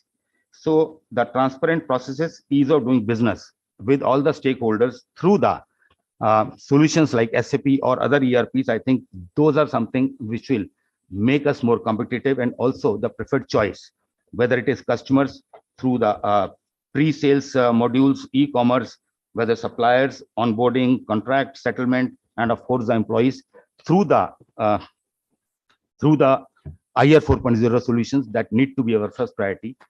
The second focus area for me is the ecosystem development. We are big companies. We have plans to increase the capacity, but the increasing the awareness, increasing the skill, and how do we ensure that whatever we make goes and reaches to end customer in the right way, that skill upgradation. I think the development of the ecosystem has to be owned by the industry itself. In case of stainless steel, we always have big challenges. In fact, I still struggle to tell my wife that ये stainless steel का gate है, वो उसको steel बोलती है और steel को लोहा बोलती है, and we get to find the similar challenges when we go to the government corridors also. Stainless steel क्या है और steel से how different it is from the steel. Indian stainless steel industry led by our association is doing a lot of efforts in the skill upgradation, whether it is the courses in the institutes, polytechnics. In fact, in Haryana, Odisha, 75 polytechnics have got the mandatory stainless steel course. There are 11 architect colleges and IITs which are teaching stainless steel. There is a concept stainless academy which is going on, of course, being led by Jindal Stainless and along with the association, wherein along with NSGC, fabrication qualification pack has been created for stainless steel, and 15,000 local fabricators have been trained. Perhaps that's the reason that we are able to find better quality stainless steel gates, grills visible to us. So this was the second point on ecosystem development. And the third point for us is demand generation through the R&D and BD, and to increase the pie size. Of course, the sustainable solutions are going to create more opportunities. And since the growth is also related with, it goes hand in hand with the GDP. So I feel that by doing the hand holding with the relevant stakeholders in the government, we can contribute a lot. The fourth focus area is the self-reliance, building the capacities proactively to meet the growing demand. However, the capacity comes in blocks and growth happens in degrees. Here, the strategic importance of exports come in the picture. Of course, domestic has to be the passion. It is a passion. And fifth key area is alignment with the National Vision 2047, whether it is ESG, whether it is carbon, whether it is brand India. So in this Amrit Kal, we have to be absolutely aligned. Pauja Sahab, I am, with your permission, this is the document created for Stainless Steel Vision 2047, led by Pauja Sahab personally. So we are already aligned with the government. All the challenges and the way forwards have been documented. What is known to us, the challenges of how and the implementation, where we need to be more proactive. Well, yes, we need to contribute, but thinking beyond and contributing beyond depends on the health, whether it is individual or it is corporate. If we are not financially stable, financially strong, how will we be able to invest? There comes the role of the government, the enablers. We are grateful, specifically the recent motivating interactions with the new Honorable Minister Saab. We are quite encouraged by his interest. There are three areas where the industry seeks the hand-holding. Of course, one is the competitiveness outside the factory gate, because cost of logistics and cost of capital. We are confident that in mid-term and long-term, it will be globally competitive. Another area to increase the competitiveness is the ease of procedural clearances. Second area, enabler from the government side, is the demand push through public procurement. We notice that per capita on an average is too low, so public procurement plays a very vital role. Life cycle costing to be made mandatory, and melt and manufacture should be the value added criteria. And of course, third is the level playing field in the short term. Today, stainless industry is undergoing triple whammy. The import intensity in case of stainless steel in FY21 was 19%. It was 26% in FY22. And looking into the first 4 months import data, if it continues like that, it will be 32% as compared to carbon steel of less than 5%. We have capacities which are underutilized. Worldwide, each manufacturing country is putting trade remedial action on other countries, including China and Indonesia, which is the basic culprit. Unfortunately, in case of India, these have been revoked. Second is, like I said, globalization to nationalization, trade barriers by developed economies, including ADD, CVD on India also. So we also need a level playing field for our industry. And the third one, of course, the recent development of exports duties. There was an example of the surplus capacity available for pellets.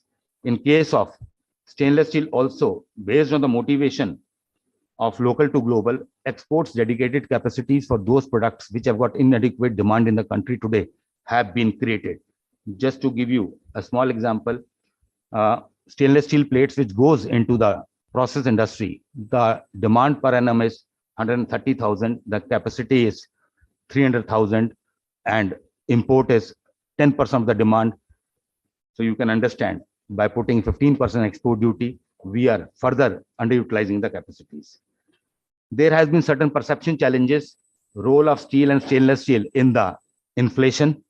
Well, in case of stainless steel, as per manual of WPI, Economic Advisor DPIIT, it has got 0.02925% impact in the WPI. So that's the number we are contributing. So we need just 3 short-term support from the government. Hope we are able to get such relief soon. So in the end, I would like to conclude that opportunities, yes, challenges, yes, and solutions resounding yes. I think we can do it together. Thank you. Jai Hind.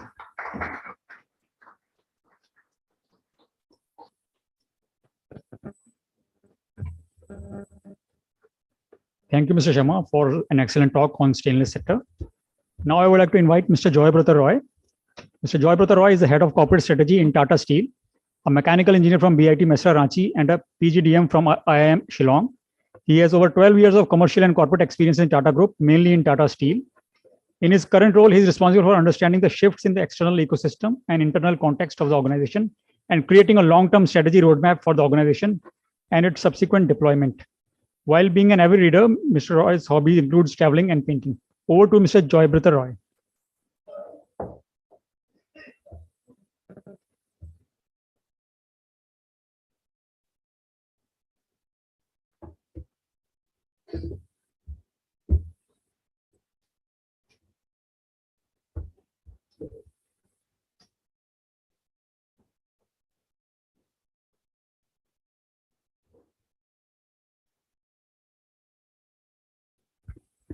Good afternoon, everyone.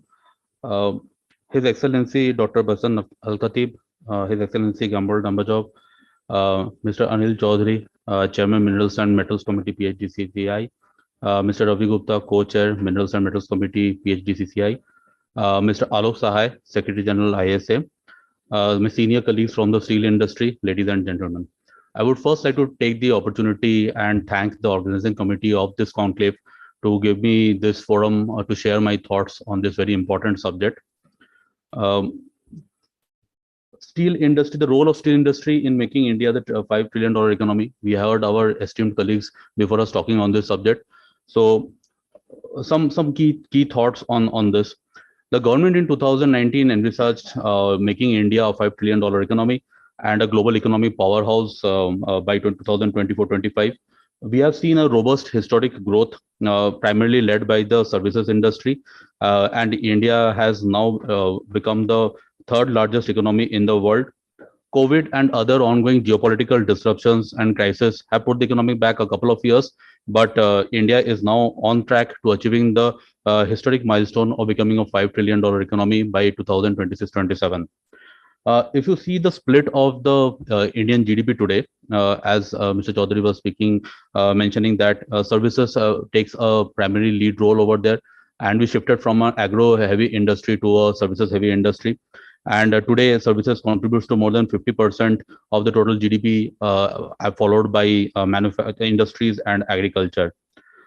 Moving on, if you see the manufacturing sector, manufacturing industry has a huge potential in the economic growth story of the country. Manufacturing has the potential to grow since investment in manufacturing yields the best return for an economy as it generates the highest amount of economic activity. If you see on the graph on the left, you'll see that for the indirect economic activity generated by $1 investment in the manufacturing sector is the highest as compared to all the other sectors put together. The government is also focusing on the growth of the manufacturing sector through these policies.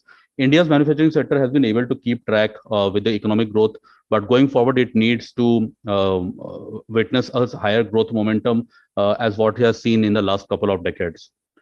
Moving on, the government is focusing on the growth of the manufacturing sector, both through policy support and various incentives. COVID and the ongoing geopolitical crisis has disrupted the global supply chains. China Plus One strategy is a common norm across economies and various organizations. And as a risk mitigation measure, India also has the added advantage of the increasing workforce and lower wage rate. This coupled with this China Plus One strategy puts India in a very sweet spot to gain or take advantage and capitalize on this opportunity that it provides. The government also is boosting or wants to boost in the investments in manufacturing and make a more industry-heavy economy. It has, as most of you know, that in the 13 sectors where the PLI has come in, it has talked about investments of around 1.97 lakh crores, which is quite substantial. And if the execution happens in the way it should, then there is a very significant potential for manufacturing and industry to take a more central stage in the economic growth story.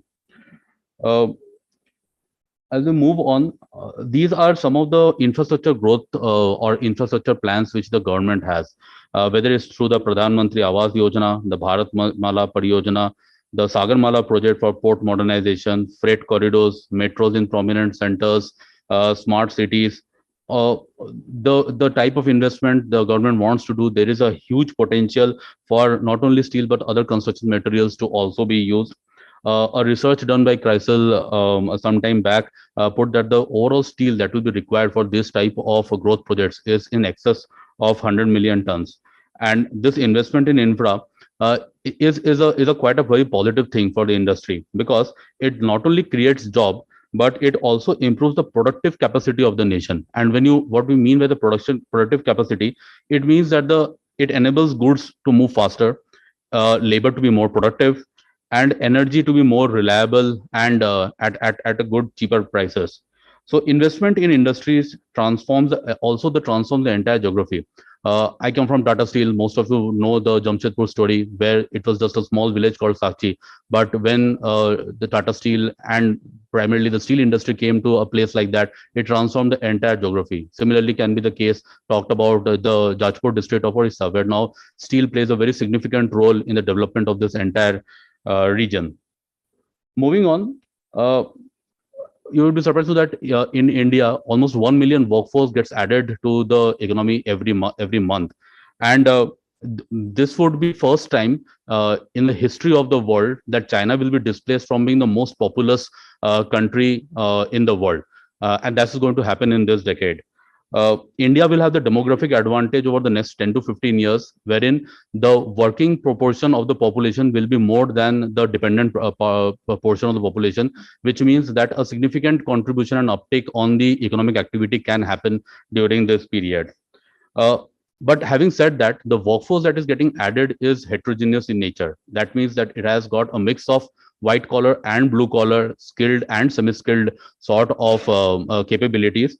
And steel in that way, and moreover, the entire manufacturing industry has got a very key role to play over there, because steel, for example, has an employment multiplier factor of almost 6.8 times, and an output multiplier of almost 1.4 times. This is very, very critical, because steel industry not only employs the engineers, the management professionals, but it also employs people across the hierarchy, whether it's in the various people who are working on the shop floors, so the contractor labor, the allied ecosystem, and all of that. And that has got a significant potential for the steel industry and for the economy to benefit from this availability of this demographic muscle power that we have. So all of this we heard about what the type of potential or what type of things that the steel industry can leverage on. But what are the needs for the steel industry? So what does the industry need to capitalize on this opportunity that we have? Mr. Agarwal mentioned that the Niti Aayog report, which mentions that we may be the most competitive within the factory gate, but when we move out of the factory gate, there is almost a disadvantage of $80 to $100 that is there. This is on account of higher logistics, infra cost, higher power cost, duties we talked about. We heard duty being talked about on raw materials, higher capital cost. And all of this results in the slippage on account of higher costs outside the factory gate. We believe that ease and cost of doing business needs to improve. Support needs to be provided to facilitate brownfield and greenfield expansion projects by bringing down cost of business, improving cost of doing business, accelerate the infrastructure pipeline. We heard about all the commitments being made. The point now is about the execution muscle power of the government to execute all the projects that we are talking about, so that the on-ground benefits of this can be realized. Boost the demand from a domestic consumption of steel. India has the potential of being the export hub of steel in the long run. We should capitalize on that. Support lowering cost of logistics, finance, and capital goods, availability of capital goods.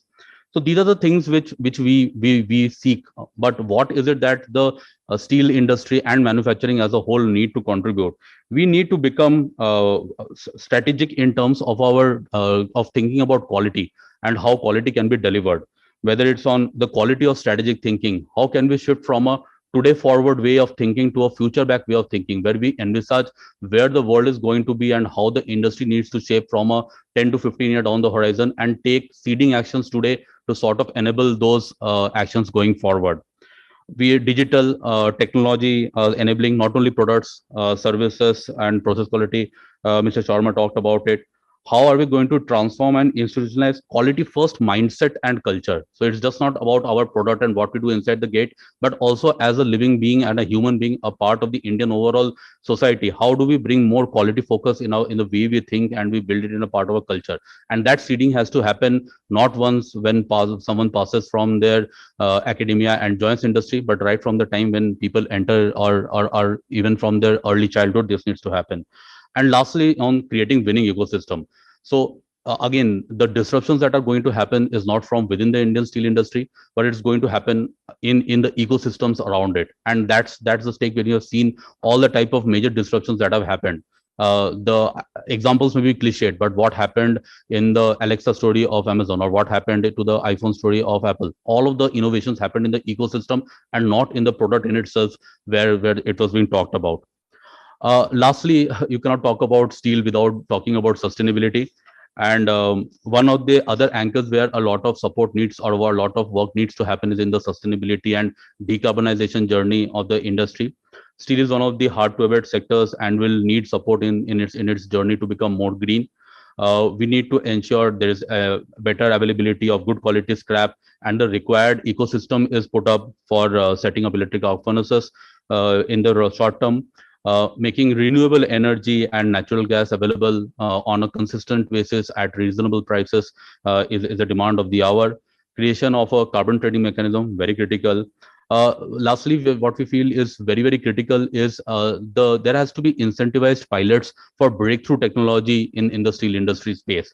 Whether we are talking about use of sustainable production at reasonable prices of hydrogen, or injection of hydrogen in the steel making process, carbon capture, utilization, sequestration, talking about injection of coal bed methane gas in the blast furnaces, and likes of that. So this is very critical. How do we create the ecosystem around some of these things, which enables the steel industry to traverse and make the needle significantly move on when we're talking about sustainability and what we are doing in our becoming a more greener technology, more carbon efficient, and reducing the overall carbon that we emit as a part of the process.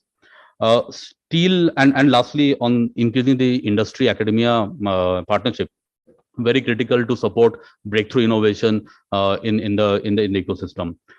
Steel assets have a long gestation period, and once the assets are put up, the life of the asset is also quite significant.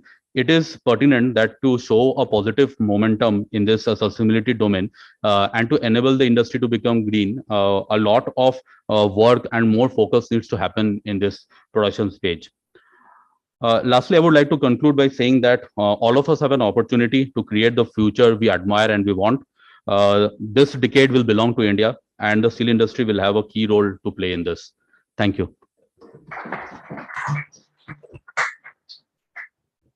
Thank you, Mr. Roy, for giving the perspective from Tata Steel side. Now I would like to invite Mr. S.K. Pradhan, who is an accomplished business leader with extensive experience of over 27 years in leading businesses and has a proven track record in business turnaround and expertise in managing sizable cross-functional teams in sales and marketing, production, logistics, with key focus on profitability and customer satisfaction.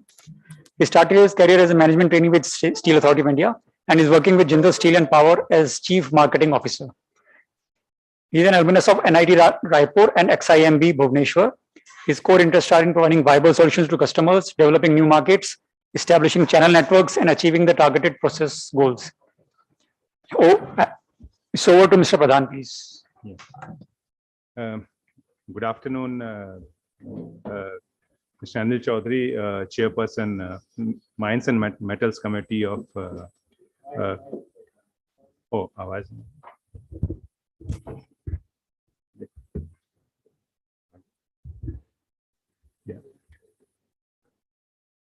Good afternoon, Mr. Anil Chaudhary, Chairperson, Mines and Minerals Committee, PhD Chamber of Commerce. Mr. Ravi Gupta, Co-Chair, Mr. Alok Sahai, Secretary General, Indian Steel Association, and other dignitaries and delegates. It's a very the topic of role of steel industry in achieving $5 trillion economy in India is a very pertinent topic. And today, while we discuss this thing, India is the fifth largest economy with a GDP of 3.21 trillion, and the steel industry, we are the second largest steel producer and consumer in the world of steel. And with an infrastructure war chest of over $1 trillion by 2025 and a very stable and progressive governance, with a compelling vision to steer India to 300 million ton per annum crude steel capacity by 2030. To add to this, the global supply chain crisis due to geopolitical tensions have greatly enhanced India's positioning as a politically stable supply base. And many global companies are mulling over strategically shifting part of their supply base to India. India indeed is the place to be for steel in the coming decades. When we speak of GDP, while services will be a key growth driver of the GDP for India, the steel industry, which has shown 95% correlation with GDP growth, will be the catalyst for India in achieving the 5 trillion GDP vision. In this context, the national steel policy is in the right direction to make the Indian steel industry globally competitive, with a crude steel capacity of 300 million tons by 2030. And to increase our per capita steel consumption to 160 kg, to domestically meet entire demand of high-grade special steels by 2030. So we have 8 years among us to achieve this compelling imperative. Achieving this vision is a collaborative process with 4 key stakeholders: government at multiple levels, industry, whether it's private or PSU, entrepreneurs, and the educational and research institutions. A few things are already on the right track. Our steel CAGR growth has been more than 6.5%, while global growth has been less than 3%. India's imports have come down by 30% and exports have increased by 300%. The steel sector debt levels have come down to over 9 years low, which signals a strong appetite for fresh capex. National Steel Policy 2017 and Steel Scrap Policy.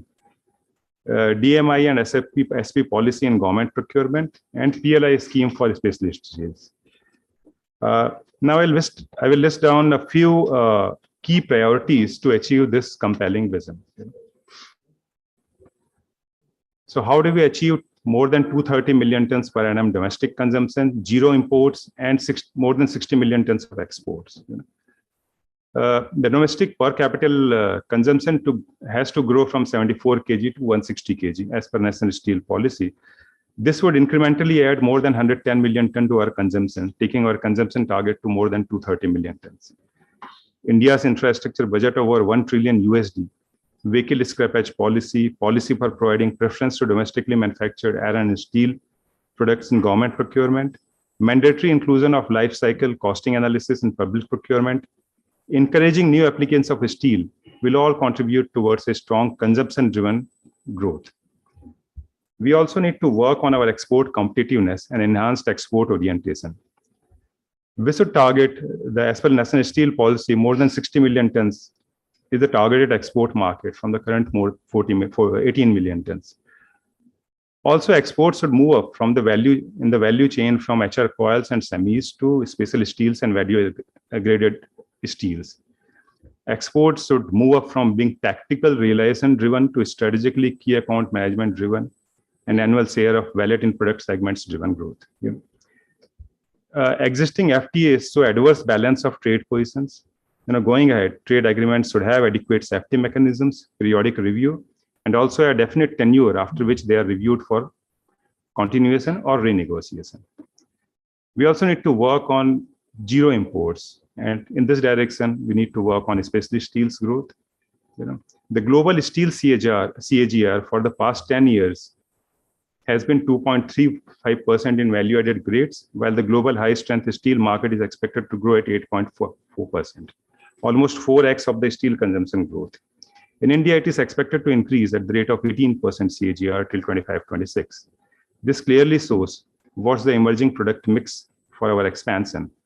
The PLI scheme is a boon in this direction with over rupees 6,500 crores outlay and potential to attract investment of more than 40,000 crores and special steel's incremental capacity of 25 million ton. JSPL is happy to share the success of innovations in product development in specialty rails like asymmetric rail, 1080 high head-hardened rails and 1175 HT rails, and track shoes, which are completely imported. And by this innovation, we'll be self-reliant in this strategic products. A lot of our previous speakers have spoken about cost competitiveness of steel. So we need to work on our last mile logistics cost, which is higher by a global average, which we have cost disadvantage of $20 to $25 per ton.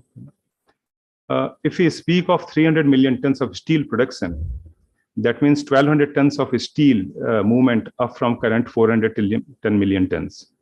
This needs immediate attention. Niti Aayog estimates cost disadvantage of $20 to $25 for Indian logistics now, and the road freight is 2x of what is in the USA. We can imagine what this cost would be with the increased haulage demand of 1,200 million tons. Development of additional ports, dedicated rail connectivity between plants and ports, coastal freight corridors, expressways, last mile road rail connectivity, maintenance of roads, Sagarmala and Bharatmala project execution to be expedited in a focused manner. Honorable Prime Minister launched PM Gati Shakti National Master Plan for multimodal connectivity. This will facilitate speed, simplicity, and connectivity for all such infra projects and has come at the right time. While we are speaking of steel, we also need to speak on sustainability. So we need to move towards low carbon intensity products. Steel making contributes to 8% of the world's total carbon emission. Indian steel making accounts for 12% of emission from fossil fuels, but this is likely to increase to over 33% by 2050. Carbon intensity of steel making in India is over 2 tons per ton of steel, while it is 1 to 1.3 tons in US and EU. With the world attention keenly moving towards environmental sustainability practices, it is imminent that decarbonization is top priority. EU is working in the direction of carbon border tax system with effect from 2026. Hence, it is imminent that India works towards decarbonization fast. The energy required to produce 1 ton of steel from scrap remelting is 70% less than through the BF-BOF route. The National Steel Policy envisages the production of 35 to 40% steel from scrap in the total of 300 million tons by 2030. As such, the scrap demand is estimated to rise to 70 to 80 million tons per annum. Scrap collection and processing centers to feed the estimated future demands of scrap in the country will be a priority to fuel lower carbon intensity in the upcoming capacities. Coal gasification and gas-based DRI should be promoted further. Green hydrogen will be a norm in the coming decades. Freewheeling for renewable power announced is a booster dose towards green hydrogen ecosystem in India and will accelerate the transition.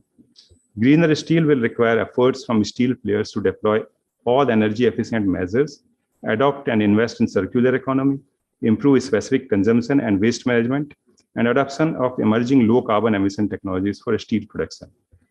Green goes beyond just decarbonization. Some part of it can happen overnight. The use of high strength steel leads to 25 to 40% weight reduction and a corresponding decline in energy consumption and emissions. The avoided CO2 emission from the uses of high-grade steel products, primarily in vehicles, are about 6 times higher than the CO2 emission from the production of steel. Also in construction, thumb rule is every 1% increase in yield strength reduces steel consumption by 0.5%. So as yield strength increases from 250 MPa to 450 MPa, saving in steel should be effectively 40% less and 26% less after factoring the higher grade extras. Future savings come through lighter foundations and less volumes transported. JSP is passionate about promoting high strength steels and is one of the focus areas of our marketing. Another important factor in construction is use of rolled sections or built-up sections, which makes the structure 5% lighter and lowers cost. The last factor I would stress upon is R&D and digitalization. Collaborative R&D by the large producers, large users, and academia for technology and product innovations. This is already being done in developed countries, and we need to promote this in India. Mines to mills digitalization. Use cases indicate 3 to 4% reduction in production cost through consumption and parameter optimization, and 2 to 3% improvement in productivity through deployment of digital solutions. Better industry academia connect. The advantage is twofold: improving the steel uses through innovative means, and also attracting the new generation talent to steel plants. The point shared by me is not exhaustive. There is no one formula while chasing the compelling vision of 300 million ton steel capacity by 2030. This is just some of the imperatives which can go a long way in enabling India to be the steel powerhouse. So before closing, let me reiterate, it's India indeed as the future of steel for the global needs. Together, if all stakeholders join hands under the able umbrella of the very progressive governments, we definitely can. Thank you.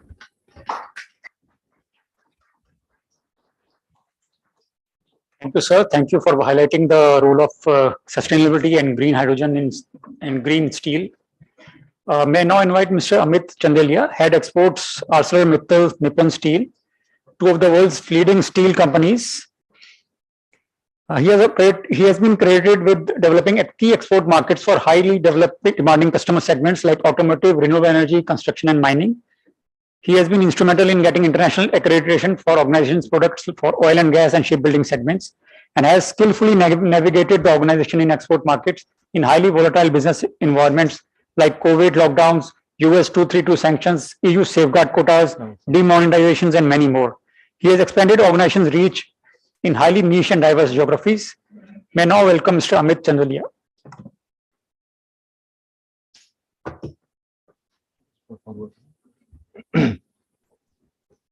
Hope I'm audible, right?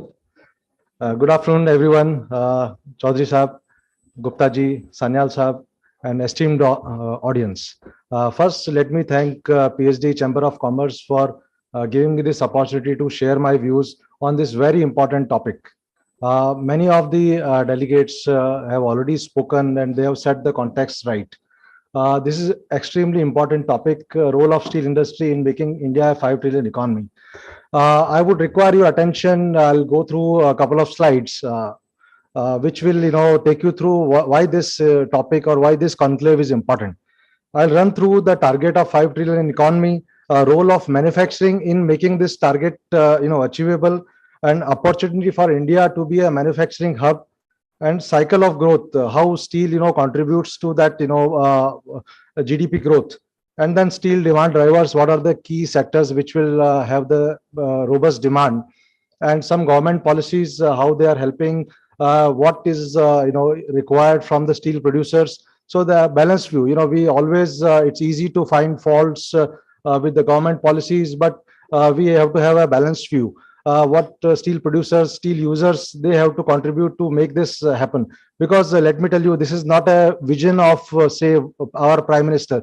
It is a collective vision to reach this economy. It would be a proud moment for us. Recently when India overtook UK, we were all happy. When Adani reaches to a spot, we feel that we are part of that journey.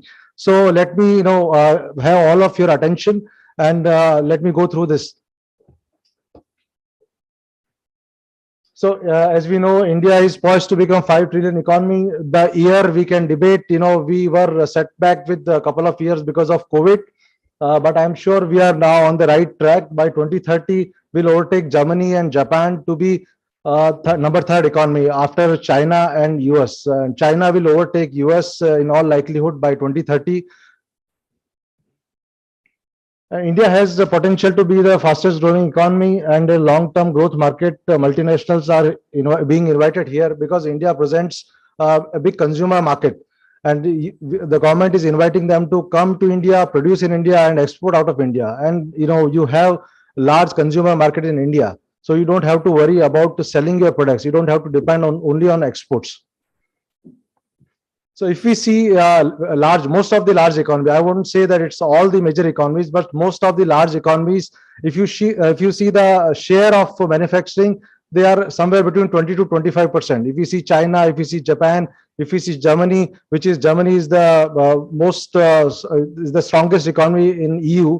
So the share of manufacturing is about 20%, and we are at only 15%.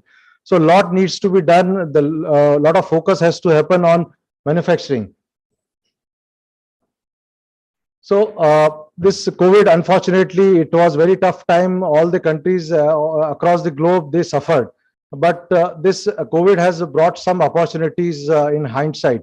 The countries who have been faced with the obstacle of supply chain hindrance out of China, they were too much dependent on China. Now they have realized that they need China plus one, where they can rely on consistent quality, delivery, performance, cost competitiveness.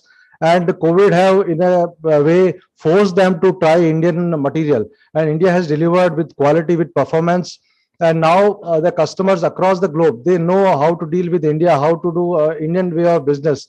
So given a choice, they would like to do more business with India.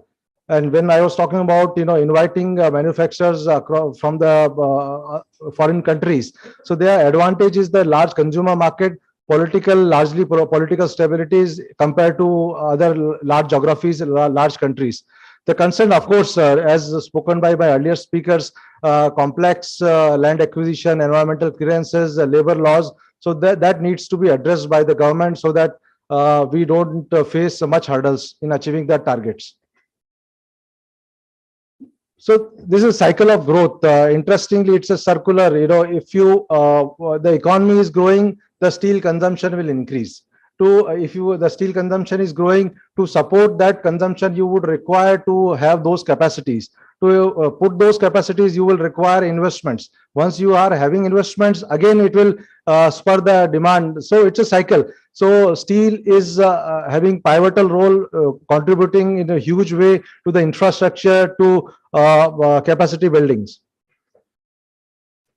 As told by earlier speakers, steel has multiplier effect of nearly 1.4x on GDP and on employment, a multiplier factor of 6.8.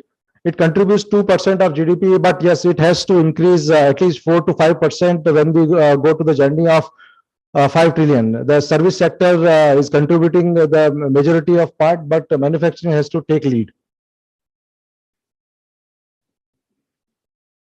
So demand drivers, the key sectors, building and construction, infrastructure, engineering, packaging, automotive, these are the key demand drivers. The government schemes, Bharatmala, Sagarmala, the freight corridors, Jal Jeevan, Udan, these are the, once it's not, we cannot move if we don't have the direction.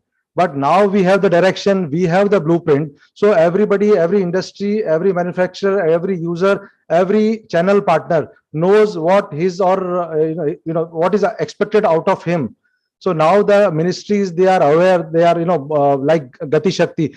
More than 16 ministries are now at the same platform. So they are integrated. They know, earlier they were working on silos. If a road was being constructed after 1 month or 2 months, the other ministry, they would require it to dig again. So there was a lot of wastage of resources. So the initiatives from the governments are there that it happens in more coordinated way, which will save cost, it will bring efficiency, it will bring synchronization. Sorry. Okay. So crude steel production has to reach to 255 million crude steel capacity, has to reach by 300 million tons by 2030. The finished steel consumption expected to reach 230 million tons, and per capita steel consumption would reach 160, still much below the world average. So these statistics we have gone through multiple times. The only purpose of showing them is that what potential, what headroom for all the steel producers or the participants of, as a steel professional, I feel attached to it than any FMCG or any IT company, because they have plateaued. They have reached a level where the headroom for growth is not so much. But when you talk about steel, there is much headroom to grow for each participant, each professional, each buyer, each seller, each producer. So the policy support, I was talking about, that national steel policy, that's an excellent document. It is a comprehensive. It broadly defines what are the expectations out of each participant. It works as a guiding light. The 100% FDI is allowed. Atmanirbhar Bharat, Make in India. We are working towards substitution of imports. We have to go a long way. Still, 15% of what is being imported cannot be produced here. A lot needs to be invested in R&D. Many products are, mills can produce but do not want to produce because of minimum order quantities. So there are many practical reasons. But if we have to become really Atmanirbhar, we really need to address these issues. Gati Shakti, I will not repeat, I already spoke about. It's an excellent platform made available by the government. PLI, we spoke, it needs some adjustment. Let me give a little bit of benefit of doubt. Many initiatives would require deliberation, calibrations, and that's why we are here for. We would give inputs that the government's intention is correct. They want the manufacturing, they want to create manufacturing champions. But like my earlier speakers mentioned, that the threshold is so much that any new entrant will have difficulty in getting benefit out of PLI. So a collective voice may make a change. The government may amend it to make it more available. The National Infrastructure Pipeline, it's the first of its kind whole of government exercise to provide world-class infrastructure to citizens. More than $1.4 trillion would be spent in these schemes, be it Bharatmala, Sagarmala, National Gas Grid Pipeline, Jal Sansadan, clean water for each household. So that those schemes itself would result in more than 180 million tons of steel consumption over next couple of years. So now coming to, I think my last slide, I would like to keep it brief. So far we have spoken about the roadmap where we want to go, but some expectation out of us, some expectation from government, like sustainable operation. The steel, if I'm not wrong, around 7% we are responsible for carbon footprint. So steel producer need to respond it with responsibility. They would have to, they would need to spend on R&D to reduce the carbon footprints. For that, of course, the technology is expensive. The transition would take time. So the government would require to handhold so that the transition can happen smoothly, and a lot of financial support would be required. Some policy support would be required. Value-added export orientation. I come from hardcore export guy. For export orientation, so far we have been only volume specific. Whenever we get on the spot any opportunity, long-term vision unfortunately has been missing. So we would have to change that outlook. If we look at Japan, when they enter into a market, they don't leave it. Period. They don't leave it. So unlike India, where we have so much aberration, so much uncertainty, sometimes we cater to only domestic demand. We become absent from the export markets.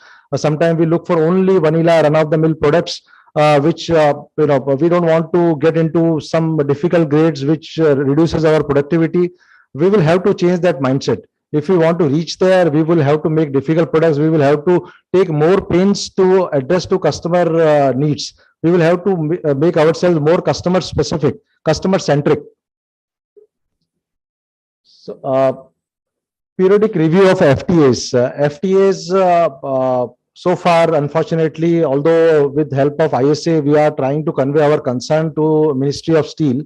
FTAs have been so far only one-sided. They have benefited only other side. Japan, Korea, they have been flooding Indian market and putting pressure on Indian steel prices. So that has to change. That needs to be changed immediately. And we need to enter into more FTAs. There is an important market of US, Europe, but we are barred. We cannot export. Many products cannot be exported to US. We have anti-dumping duties. We have quotas in EU, exporting to EU or UK. So I am aware that the ministry is in talks with the Eurofer and other governments, but that needs to be expedited, because once damage has been done, it will take time to recover from that damage. The markets, when we enter, because of like export tax, most important, the revenues can be, we can gain back the revenue. But the important customers, that you pay the price of penetration again for lot efforts or the opportunity given by COVID, we could enter into new markets. But because of this export tax, we were compelled to come out of these markets. And the customers across the globe, they have the uncertainty whether the Indian government wants us to export or not. So when you are into a relationship of steel, they would like to have consistent business of 6 months, 1 year, 2 years, long-term projects. So the mills, the suppliers or the buyers, they cannot enter into such contracts with these kind of policy fluctuations, aberrations. So efficient resource utilization, we have to incentivize iron ore beneficiation, pellet exports, the duty needs to go from pellet export also.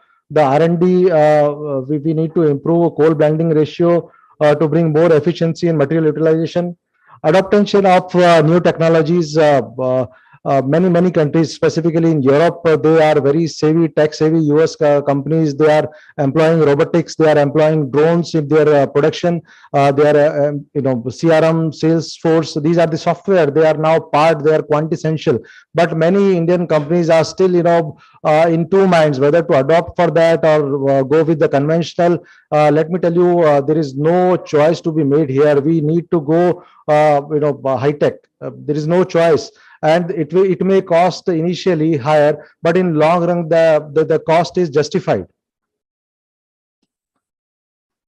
So new trends in steel consumption, steel in construction. very interestingly, we talk about steel in construction, but frankly, if we introspect, there is no ecosystem where a layman, if he wants to construct his house in steel, do you think he can? If he wants to construct by brick and cement, there are n number of people in a street who can come and start building from tomorrow the house. But if we talk, no, I want to put say PEB, or I want to have steel construction, he will struggle. The architects, the manpower, that's are not there. So we will have to create, there will have to be engineering colleges, the skill needs to be developed, the mindset needs to change, that there is perfectly okay to stay in a multi-story steel buildings. They are safe.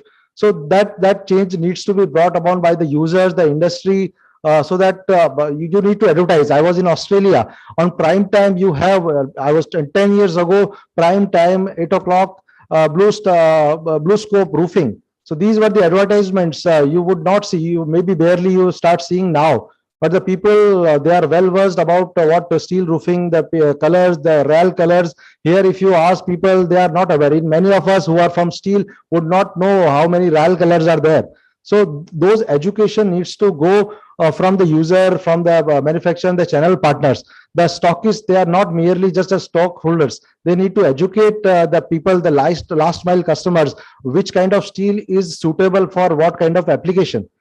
People are not aware. They see steel as steel, like some mentioned Loha, steel or stainless. Nobody is able to differentiate. That is very sorry. That's very sorry for us to say.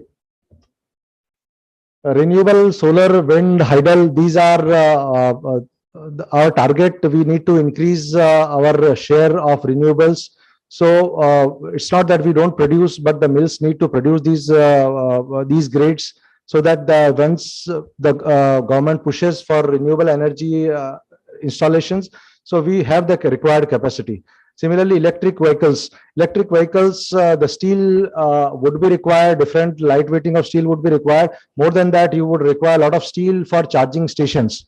So there would be a period when you will have capacities, but the consumption is not happening. For particular grade you develop, but it is not moving.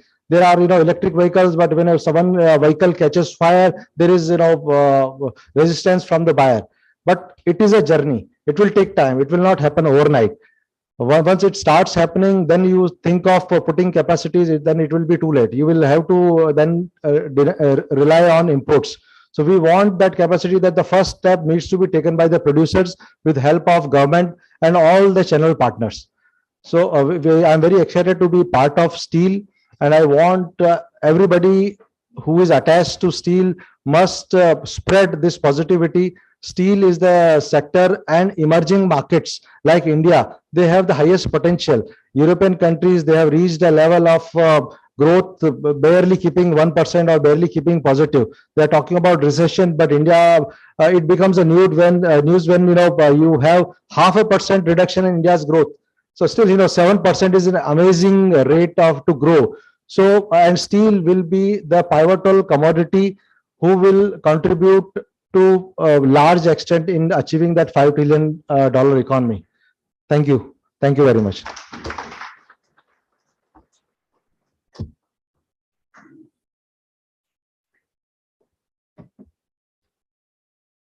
Thank you, Mr. Amit. Thank you very much for enlightening us how to improve and increase the consumption of steel and what new sectors we can look for. Now, may I request our chairman and co-chair to deliver mementos to the speakers. To Mr. Joy Brother Roy, please. Mr. Anil Chaudhary to present a memento to Mr. Joy Brother Roy.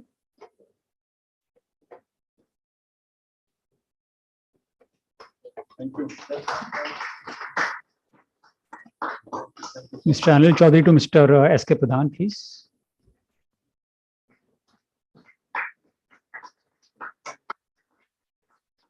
Mr. Ravi Gupta to Mr. Vijay Sharma, please.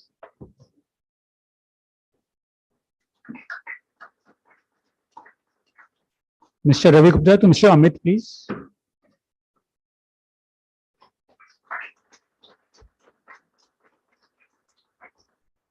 Thank you very much. And now we will have the next set of speakers on the rise, please.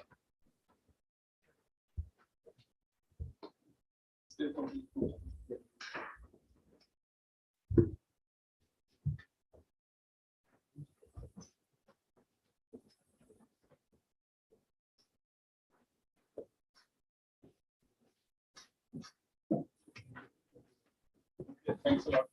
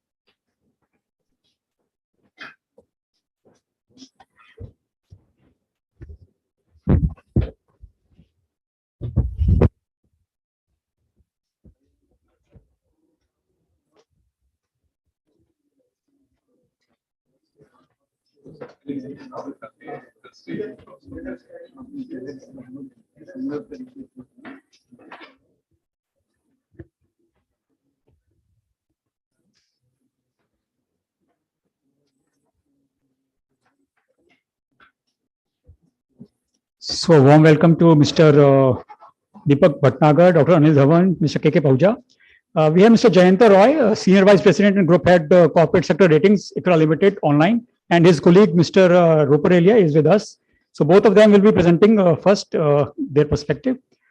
Mr. Jayanta Roy is a Senior Vice President and Group Head, Corporate Sector Ratings at ICRA. He leads a team which handles rating assignments as well as ICRA's research initiatives in sectors like mining and metals, steel, textiles, and public finance, including the municipal sector on a pan-India basis. The coverage primarily includes large corporates. He's a member of ICRA's rating committee as well. And we have his colleague, Mr. Ruparelia, who is the Vice President of ICRA. So it's over to Mr. Jayanta Roy, who will start, and then Mr. Ruparelia will take over. Mr. Roy, please. Sure. Thank you very much for the nice introduction. Good afternoon, everybody. At the outset, am I audible? Yes, you are. Thank you. At the outset, I would thank PhD Chamber of Commerce for giving us this opportunity to share our thoughts with all of you here today. Me on this virtual platform, and my colleague, Mr. Priyesh Ruparelia, who is physically present at the conclave with you, will briefly highlight what we think about today's topic of discussion, that is role of steel industry in making India a $5 trillion economy going forward. Well, as we know, the size of Indian economy today stands at around $3.2 trillion. This is as per fiscal year 2021-22. And from here, to reach a size of $5 trillion by 2028 would entail an annual average rate of growth of around 7.7% in US dollar terms going forward. While one may argue about the timeliness of this target being achieved, what is non-negotiable is the fact that our infrastructure sector needs a huge investment to support this growth in future. So in our brief PPT, we'll talk about a few areas of infrastructure growth, and these sectors being highly steel intensive in nature would be closely linked to the steel sector growth in the country as well. As India's per capita income grows, monetization rate as well as penetration of consumer durable would also grow. And again, the domestic steel industry would have to play a pivotal role here, not only in terms of quantity, but as well as desired quality as well. Finally, we'll touch upon the aspect of steel supply growth within the country so that enough steel is available to support the demand growth which is being anticipated. We'll end our presentation with a list of key issues which are important for steel producers in the country. And a resolution of these issues, we believe, will address concerns that they have in their mind. With this, I'll now request my colleague, Mr. Ruparelia, to take us through the ICRA presentation. Over to you, Priyesh.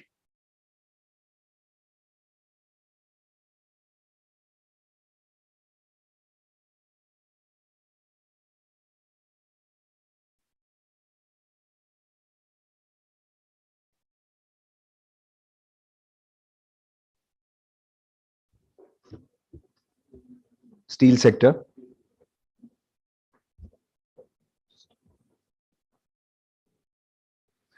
Yeah, so I think Mr. Jayanto already talked about the kind of agenda that we are going to witness in terms of the presentation. It revolves around key 4 themes. First theme would be around the background on steel sector's contribution to overall GDP growth. And then we'll talk about the key enablers of domestic demand. Subsequently, we'll also talk about steel supply situation, and we'll conclude with key issues that are being faced by the industry at present. My fellow speaker, I think, already touched upon the aspect that steel industry currently contributes about 2% to India's GDP and employs a large population, directly or indirectly. However, the purpose of this slide is to just bring to your notice the high degree of correlation that steel demand has with that of economic growth. So, if we look at the relationship between steel demand growth and GDP growth, there is a high degree of correlation. Almost the correlation coefficient is almost 0.8. And if you look at the elasticity of demand, which is nothing but steel consumption growth as a percentage of GDP growth, that ratio also has remained very close to unity. Median value for a long period, we have seen it in the range of 1.1 times. So both these charts indicate a high degree of correlation between steel demand growth and GDP growth. This slide talks about the rapid strides that India has made in becoming the second largest steel producer in the world after China. As compared to 9th position at the beginning of this millennium, we are currently second largest in terms of steel production. One peculiar aspect of the demand growth that we have seen in last few decades is that every decade of high growth has been followed by a decade of low growth. And high growth, we look at the range is about 9 to 10%, and low growth, it is in the range of 4 to 5%. And interestingly, the last decade witnessed low growth, that is 4.5% kind of a growth we had witnessed. So there is a high possibility that we could witness a high growth decade between 2020 and 2030 basis this historical data that we have. In terms of other enablers of domestic demand that would help us achieve these stated targets of 230 million ton as per national steel policy, we are going to look at some enablers. Obviously, most of the aspects I think would have already been touched upon by my fellow dignitaries, but I'll just try to keep it as brief as possible. So first aspect that we are going to look at is in form of the rapid urbanization that we are witnessing at present. In terms of urbanization, 1/3 of India's population lives in urban areas right now, but surprisingly 2/3 of India's GDP comes from urban population. So that means urban areas are hotspots for economic activities as well as for steel use intensity. What we see currently is that 35% of India's population lives in urban areas, and as per the study, it is likely to touch 50% mark by the end of 2050, which is a very rapid rate of urbanization. Though India's urbanization rate is very low compared to the world average of 57%, but by the end of 2050, we will be close to that mark. So this slide basically talks about the importance of urbanization and the role it will play in steel use intensity going forward. Another aspect that works in favor of India is its favorable demographics. If you look at the chart on the left, we see that except for India and US, all other key economies are going to witness a perennial decline in their population for next few decades. And this definitely would work in favor of India. Why? Also because of its younger population compared to other geographies. India has much younger population compared to other geographies. And because of this young population, there would be high propensity to use steel intensive components like auto sector, housing, consumer durables, etc. So these sectors definitely will get a significant push going forward because of this urbanization, increasing urbanization within India.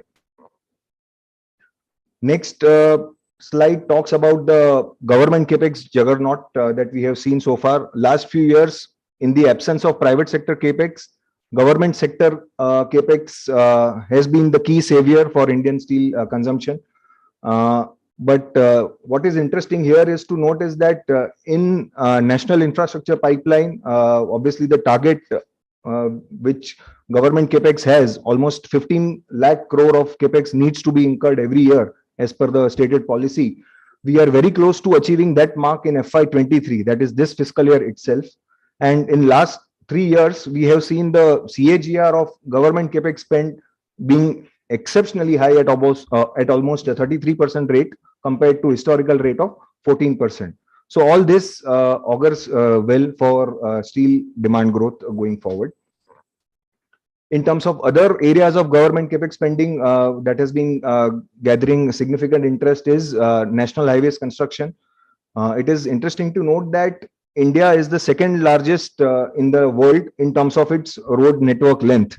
However, national highways comprise only 2% of this road network length, which is very low compared to other economies, which is also visible from the chart on the right, which shows the mean speed of vehicle compared to other economies. India is lagging behind on this front very significantly. But in terms of the progress that we have made with respect to the highway execution in last 2 years compared to FY14 levels of 12 kilometers per day, we are going to witness almost tripling of that kind of target to 37 kilometers per day. So that is also one area which is witnessing significant traction by government authorities. Another area in government capex spending is railways, which is one of the key end users of steel. Government's spending in railways has almost increased by 4 times from 50,000 crore kind of levels to 2 lakh crore every year. And in this fiscal year also, as per the budgetary announcements, we are expected to witness a 14% growth in FY23 in railways capex spending. Apart from railways, other modes of network like metro railway, there also we are witnessing a significant improvement and significant momentum in last few years. And by 2025, that is in next 4 years, the pace of execution is expected to witness a CAGR of almost 22%, with addition of a lot of tier 1 and tier 2 towns getting added in the metro rail network. While we talked about all these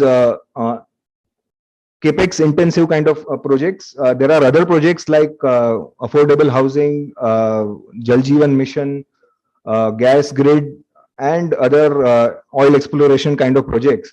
The size of the investments in these projects would be lower compared to the kind of investments that we are going to look at in case of NIP or other investments that I talked about just now.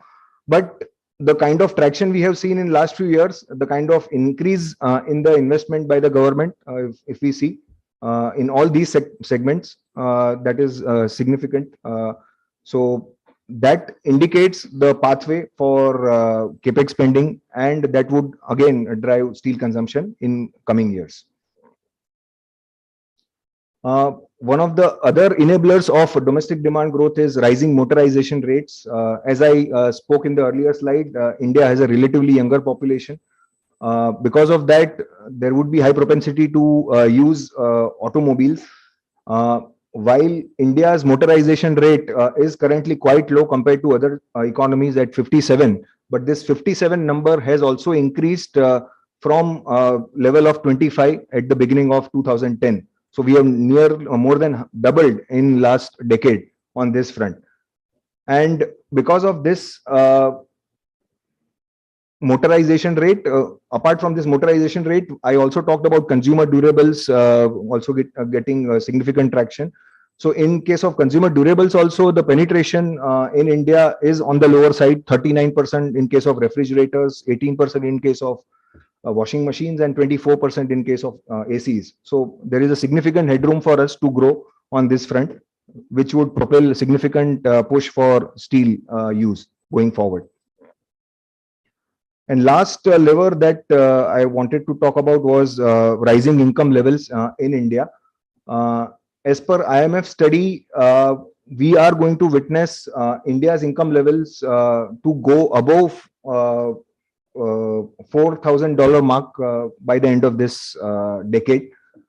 What is so significant about this $4,000 mark is that in terms of a study done by World Bank, there is the relationship between economic growth and commodity demand is not always linear.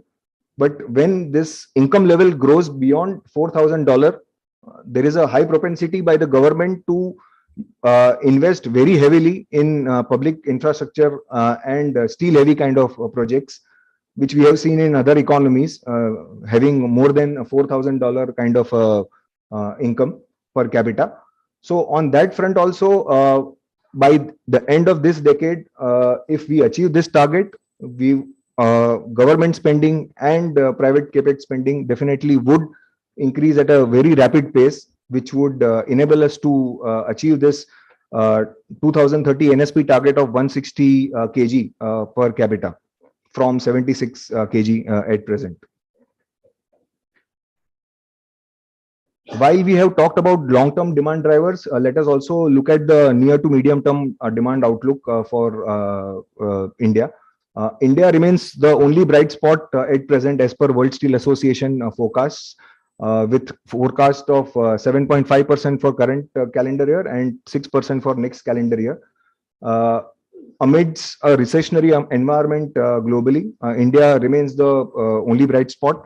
But whether this 7.5% or 6%, whether that would be enough for us to achieve the 230 million ton target as per the national steel policy, as per our assessment, at least 9% growth is required from current levels in steel demand for us to achieve the target of $230 million, 230 million tons.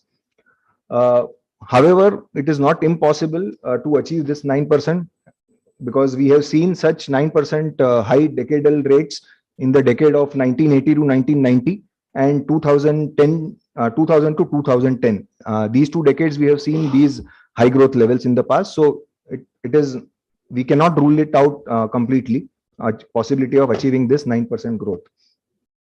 As against this demand situation, in terms of capacity, we are well poised. 128 million tons of steel capacity additions are going to happen over next decade as per the announcements by various steel majors, and that will bring us very close to the 300 million ton mark at the end of FY31. However, key challenge here would be that of funding, because steel investments typically require $1 billion for 1 million ton kind of investments. So we are going to look at almost $100 billion plus kind of investment levels, kind of requirements. So for that, funding would be a challenge, and how it would be met, definitely that is one thought I think we should all look at. In terms of the concluding section, that is key challenges or key issues being faced by the sector at present. Obviously, first and foremost is the export duty imposition. It has not only affected the pricing at domestic levels, as my fellow dignitaries highlighted, that it also changes customers' mind. It brings apprehension in the customer's mind that whether this policy change will it affect, how it will affect them, and whether it will also affect their purchase decision.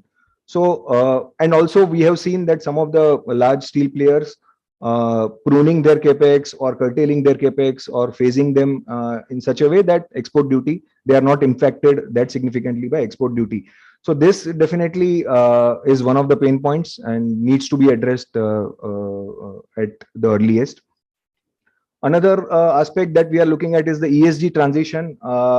currently India is placed on the 4th quartile in terms of the global CO2 emissions, with emissions in the range of 2.5 tons to 3 tons of carbon dioxide per ton of crude steel produced. As against this, world average is 2.3 tons, and some of the major steel majors like ArcelorMittal, Nippon Steel, POSCO, etc., are in the below 2-ton kind of territory. So we have a lot of ground to cover on this front. But if we need to achieve significant ground on this front, we have seen that in other economies, a lot of tax incentives have been given by various governments in the form of investment allowance or tax holiday or reduction in corporate tax rate, which we have not yet seen so far. So I think on this front, I think more needs to be done, which would incentivize steelmakers to achieve their ESG goals. In terms of logistics, which has been a perennial problem for a lot of steel makers. And recently we have also seen preferential treatment being given to a power sector because of rake related and energy crisis related issues. So here also, I think more needs to be done. And in terms of evacuation infrastructure for captive mine owners, it becomes very important for them to transport iron ore at a cheaper rate so that they become cost competitive globally. But here also, when they are setting up eco-friendly transportation routes like slurry pipeline or conveyor belt, etc., they are not getting any incentives from the government on that front. So I think that also should be an area of priority. And the last aspect I would like to highlight would be on IBM pricing. So currently what we are witnessing is that for a lot of steel makers who have captive mines, IBM pricing currently is available only till the month of June. So if they are announcing their results for Q2, they will have to factor in the price of June rather than factoring in the weighted average cost of iron ore for the particular quarter. So in a way, when we are looking at Q2 results or any results for that matter, it brings us or it tells us inaccurate results because the cost structure may be completely different from that. So here also, I think there is a talk of National Mineral Index, but how soon it would come and how efficient it would be in its implementation, that needs to be looked at. And apart from all these issues, obviously other pain points continue to remain, like land acquisition, which has been highlighted by my fellow speakers in the previous slides. So with that, I would like to conclude the presentation and thank you so much. Thank you, Mr. Priyesh, for giving us all the data and the graphs and also the pain points of the industry. Now we move to the stalwarts of the industry. First, I would like to invite Mr. Deepak Bhatnagar, Secretary General, Pellet Manufacturers Association of India, who graduated in metallurgical engineering from IIT Roorkee and later acquired degrees in business management and industrial engineering. His professional experience of 44 years includes shop floor working at Bhilai Steel Plant, followed by R&D Center and corporate planning at SAIL. Later, he joined TIFAC in the Department of Science and Technology, Government of India, and had the privilege of working as a team member in the Technology Vision 2020 study on materials and processing with Dr. APJ Abdul Kalam. Over to Mr. Bhatnagar, please. Thank you very much, Vicky, PhD Chamber of Commerce and Industry, and I'm very grateful that you have invited me, and particularly the chairman of this committee, Minerals and Metals Committee, who happens to be the stalwart in steel. And I'm so delighted to see that at least I think around 4 or 5 people in this audience, at least 5 I can see, are from Steel Authority of India Limited, where I was baptized in steel. So what I'll do is, instead of running through a huge number of statistics, especially for the younger people, they'll feel ये steel में सिर्फ data है बस, GDP क्या है, ये क्या है, एक कहानी सुनाएंगे आपको. I hope you will not get bored with all the statistics. And I just want to share with you that these 4 or 5 people with whom I shared SAIL platform. So I joined SAIL 50 years ago when I was a young man. And so when I studied metallurgy, one of the papers was some subject 101. I'm sure some of you who have joined IITs, एक subject होता है calculus 101. मतलब उसमें फंडा clear करना होता है. So I am trying to tell you pellets 101 because Mr. Chaudhary spoke very eloquently. वो बहुत चीजें आपके ऊपर से निकल गई होगी. क्यों निकल गई होगी? आपको पता ही नहीं एक्सपोर्ट ड्यूटी होती क्या चीज है, होती भी है नहीं है, पहले क्या था अभी क्या है. So I won't bore you. So I just want to say few things about the pellets industry in a story form. One of the things is, अगर आपने प्रधानमंत्री जी के भाषण सुने हैं लास्ट 2 इंडिपेंडेंस डे पे रैम्पार्ट्स ऑफ फोर्ट, उन्होंने 2 बातें बोली. क्या बातें बोली? He said 2 things. One is that let us be self-reliant. Number 1. ये तो बहुत सिंपल है, इसमें कोई डेटा नहीं चाहिए. Number 2 is value addition. Now self-reliant बहुत से लोग आप समझते हैं कि हमको pellets we don't import iron ore at all. But just to give you a figure, steel बनाने के लिए जो हमें मेजर चीज है वो आयरन ओर है. We don't import pellets. Number 1. Number 2, value addition. ये वर्ड बड़ा अच्छा है, बहुत से लोगों को इसका सिंपल चीज है. आयरन ओर जमीन से खोदिए और उसको बेच दीजिए भटनागर साहब को. दूसरा है आयरन ओर खोदिए और उसको कन्वर्ट करिए in a value added product. You convert it by a manufacturing process. The value of the process improves. Example दे रहा हूं. आयरन ओर की कॉस्ट, मतलब don't take these figures because ये तो हर महीने, हर हफ्ते, हर घंटे बदलते हैं. समझ लो 3,000 रुपए पर टन है आयरन ओर फाइन्स. पेलेट्स है 7,000 रुपए टन. आपने क्या जादू किया? 3,000 की चीज 7,000 में आप बेच रहे हैं. Now, how are pellets made? This is very simple thing is, India has a lot of waste iron ore. जब ये PhD chamber of commerce and industry बना था, गुप्ता जी ने बताया कि 125 साल हो गए. तो मैंने कैलकुलेट किया कि स्टील इंडस्ट्री भी रफली 125 साल से steel industry has been putting iron ore fines in dumps. Dump समझते हैं ना, घर के बाहर एक कचरा होता है, उसमें डालते चले जा रहे हैं विदाउट थिंकिंग क्या होगा इसका. For the last 120 years this dumps have grown and उसका कोई एस्टिमेट नहीं है. आईबीएम बोलता है 100 मिलियन टन, कोई बोलता है 300 मिलियन टन, कोई बोलता है 75 मिलियन टन. हमारे चौधरी साहब कुछ और फिगर बता सकते. Let us not going. इतना है कि आपके बच्चे और आपके बच्चों के बच्चों के लिए पूरा हो जाएगा. कैसे पूरा होगा? इस तरह पूरा होगा बिकॉज जो डंप्स है, आपको सिंपल बताऊं, स्टील इंडस्ट्री में एफई कंटेंट आयरन ओर का मिनिमम 60 होना चाहिए. 60, 61, 62, उससे कम. बट जो ये डंप्स हैं ये क्यों हैं? ये 58%, 57%, 45% एफई है इसमें. वो तो यूज नहीं हो सकता. ये बड़े बड़े दिग्गज बैठे हैं, ये सब आरसेल और मित्तल वगैरह, इनसे पूछो 45% यूज करोगे? नहीं भैया नहीं, हमें नहीं चाहिए, हमें 62 चाहिए. कहां से आएगा? अल्लाह मियाँ ने जितना दिया था वो सब खत्म होता चला जा रहा है. सो pellets is a classic example of waste to wealth. Now you will ask about environment. आजकल environment and decarbonization जरा fashionable words. जब हम पैदा हुए थे तब इतना नहीं था. अभी क्या है? अभी आज क्वीन एलिजाबेथ का फ्यूनरल हो रहा है, आपको पता होगा. तो क्वीन एलिजाबेथ ने COP26, आप जानती हैं क्या है?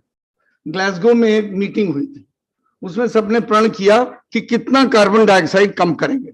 इंडिया वाले भी कम नहीं है, अपने मोदी जी ने कमिट कर दिया हम इतना कम करेंगे, 2070 में 0 कर देंगे. बड़ी जादू है भैया. हम तो नहीं होंगे इसलिए हम नहीं कह सकते, बट क्वीन एलिजाबेथ ने बहुत अच्छा सेंटेंस बोला. अब वो आज नहीं है, आज उनका इंतकाल हो गया है. She said in COP26 in Glasgow, none of us in this room, none of us will live forever. To act for our children's children, we have to act now. This is the simple answer to the pellets industry, that we need to use pellets in blast furnaces. Blast furnaces एक ऐसी चीज है, ये सब तो steel वाले जानते हैं, वो आयरन ओर को आयरन में कन्वर्ट करता है. आज स्टेनलेस स्टील वाले सज्जन बोले कि आयरन और स्टील और स्टेनलेस स्टील अलग अलग चीजें, but for general public iron ore से स्टील बनता है और ब्लास्ट फर्नेस के थ्रू बनता है. अब प्रॉब्लम क्या आई? God and nature has given India 33 billion. ये ट्रिलियन और बिलियन जल्दी में समझ नहीं आते हैं वैसे. जब आप कागज में 000 लगाओगे ना तब पता लगेगा कितना होता है, ये पता ही नहीं चलता है. 33 billion tonne of iron ore है इंडिया में। तो अल्लाह मियां ने एक गड़बड़ कर दी। उन्होंने क्या किया कि जो आयरन ओर दिया हमें 33 बिलियन, इसमें 68% हेमेटाइट है। एक हेमेटाइट मिनरल होता है, एक मैग्नेटाइट मिनरल होता है। हेमेटाइट का प्रॉब्लम क्या है, उसको यहां से नीचे फेंकिए कचरा हो जाता है। कचरा हो जाता है मतलब फाइन में बदल जाता है, उसको आप ब्लास्ट फर्नेस में यूज नहीं कर सकते। अब क्या करिएगा? Anybody can not these esteemed people, आप बच्चे बताओ कि अगर कचरा हो गया आयरन और बुरा हो गया, उसको कैसे ब्लास्ट फर्नेस में डालेंगे? बताइए बेटा, आप बताओ, सोचो कुछ, कोई तरकीब सोचो। Anyway, I won't bore you further. Iron ore जब फाइन में आ जाता है, फाइन्स के मतलब होते हैं -10 मिलीमीटर, -3 इतना सा होता है, तो उसको कैसे यूज करोगे? क्यों नहीं यूज कर सकते? Those of you, I won't bore metallurgists because they know everything from scratch.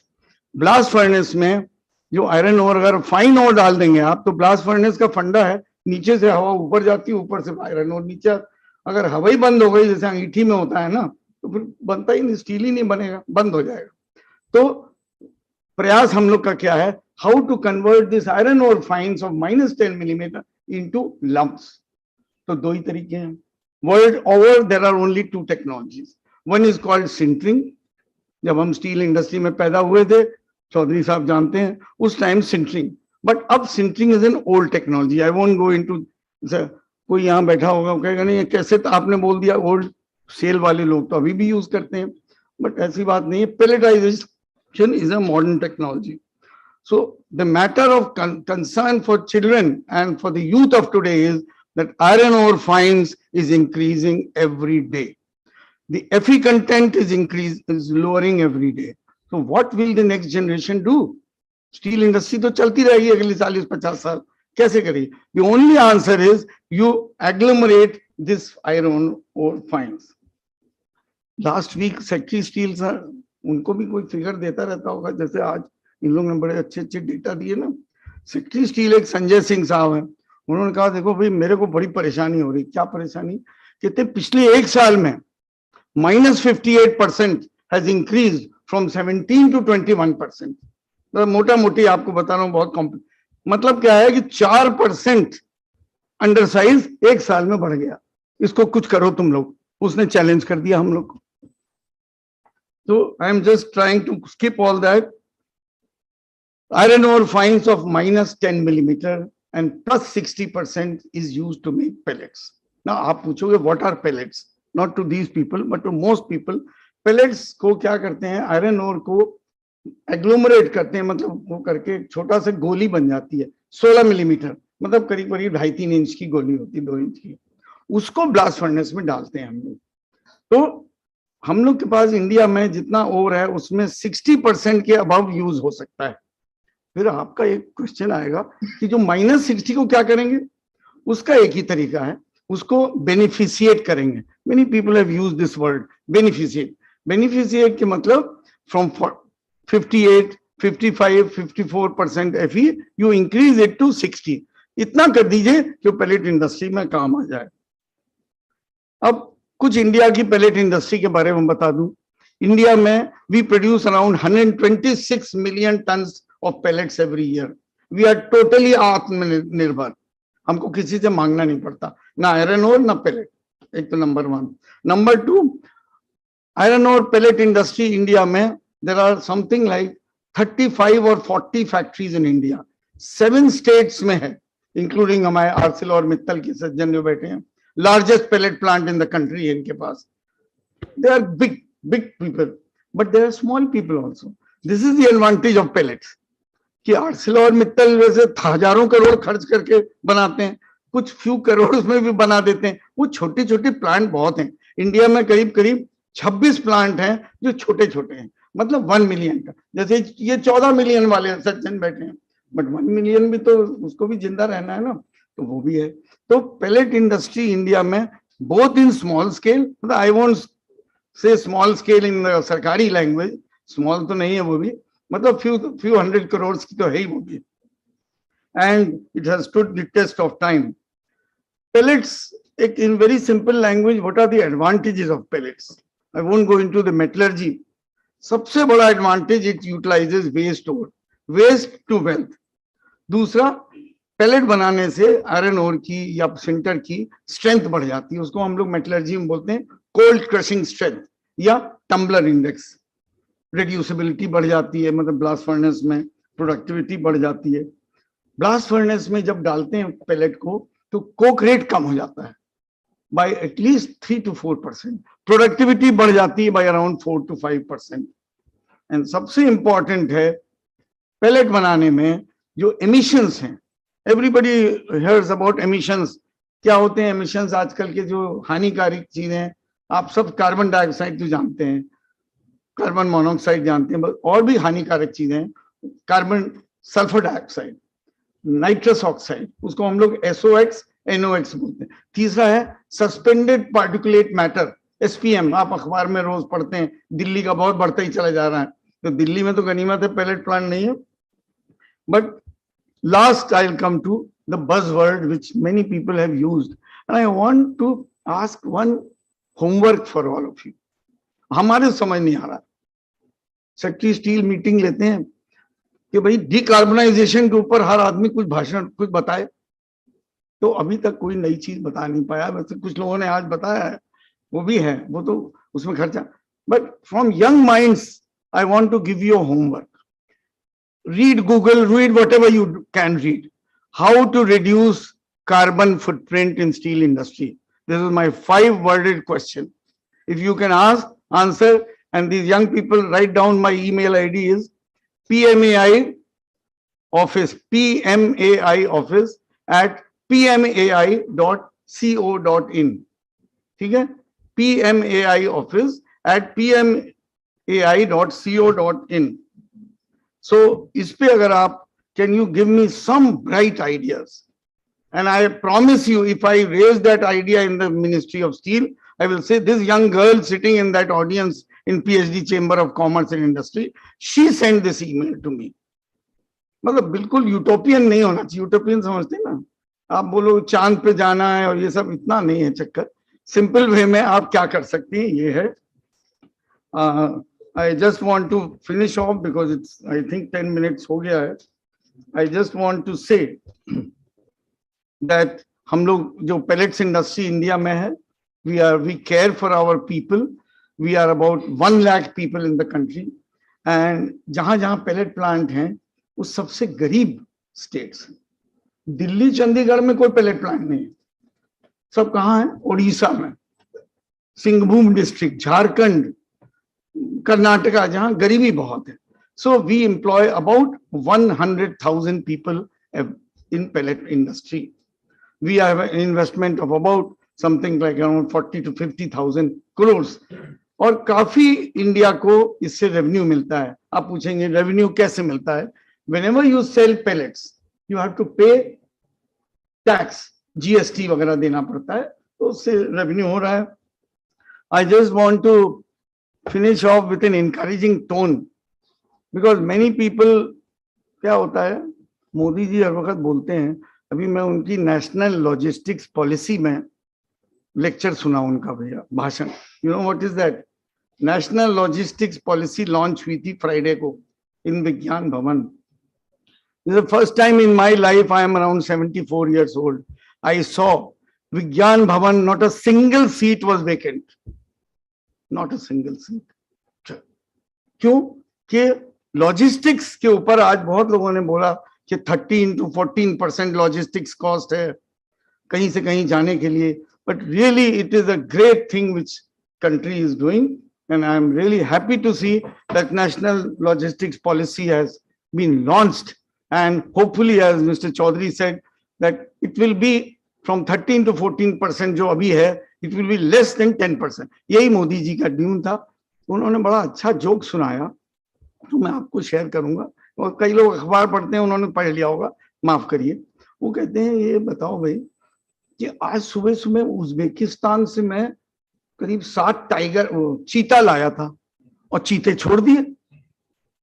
कहता है अब तुम बोलोगे कि इसके नेशनल लॉजिस्टिक्स पॉलिसी में इसका क्या, चीता और लॉजिस्टिक्स का क्या चक्कर है? कोई बता सकता है? वो कह हैं हाँ, किसी ने बोला स्पीड, कहता मैं चाहता हूं कि जैसे चीता दौड़ता है ऐसे ही आपकी ट्रक भी दौड़े। With these words, thank you, ladies and gentlemen.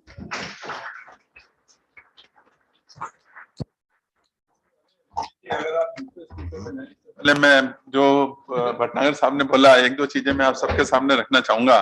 Bhatnagar साहब ने बात किया कि जो एफई कंटेंट जो है 62% काफी है। मेरे हिसाब से 62% वाले दिन चले गए। हाँ, अगर हम ब्लास्ट फर्नेस में भी आज यूज करते हैं तो हम यूज करते हैं 63, 63.5, 64 से कम नहीं होना चाहिए।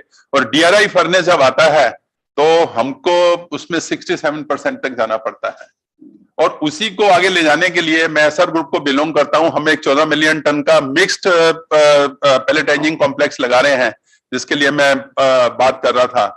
ठीक है, मैं अभी हर्डल्स की बात नहीं करूंगा, लेकिन हम वो लगाने जा रहे हैं कि जो देश में आज तक कभी हुआ नहीं। लेकिन अगर उसके ऊपर ये एक्सपोर्ट कर्व्स और ये एक्सपोर्ट ड्यूटी वगैरह लगी रहेगी तो that will never be able to see the light of the day. दूसरा, जो भी भंडारी साहब ने बोला कि चीते की स्पीड से आगे बढ़ना चाहिए, हर एक कोई चाहता है, लेकिन ब्रेक्स कहाँ लगते हैं उसमें आके when it comes to the bureaucracy. हम अभी क्या हुआ कि उड़ीसा में एक इन्वेस्टमेंट वीक होने जा रहा है 30 नवंबर से लेके 4 दिसंबर तक। तो उसके as a prelude to that we had a conclave in Mumbai. So the gentleman who made the presentation and he was crying or he was telling at the top of his voice that we are all available here to take your suggestions, to meet you, to guide you, or to tell you how you can move forward in Odisha. Okay, I was also swayed away by his big talks, and immediately I sent him a message. Incidentally, I had the mobile number with me. I sent him a message that I would like to meet you tomorrow, anytime, between any day, any place in Mumbai. I could not get the message, and finally he had given me time at Bhubaneswar. So I'm telling that when it comes to speed, we have to really maintain the speed at that level. Leadership will always talk very high, and they should talk and they should motivate. But at the same time, they have to guide the persons who have to actually implement the things at the ground level. If that does not happen, whether you bring in cheetah or you bring in any other animal who walks or who runs at a huge speed, you will not be able to move the economy at that speed unless you guide your bureaucracy or guide the persons who have to implement it properly. Thank you. Thank you, Mr. Bhatnagar, for such an interesting talk. Even in steel sector, you made us smile and gave us a very interesting perspective. अभी तक नहीं था sir, अभी तो पहली बार हुआ। अरे भाई, आप पूछिए पिछले साल लोगों ने कितना पैसा बनाया, अपने आप ही स्माइल आ जाती है, पैसा आता है तो। Okay, now we invite Dr. Anil Dhawan, who has a very versatile and wide experience in steel industry, both in public and private sector. He has more than 44 years in the steel industry, starting his career in SAIL in 1977, working at various important positions like Executive Director, Corporate Materials Management Group, ED International Trade, Marketing. From end of 2013, he has been very actively associated with Corporate World as Director, Board of Member, and from 2017, he is working as a Director General in Alloy Steel Producers Association, and has been associated with a lot of committees and chambers of commerce. He's also been associated with Joint Plant Committee, Ministry of Steel. Over to Dr. Anil Dhawan, please.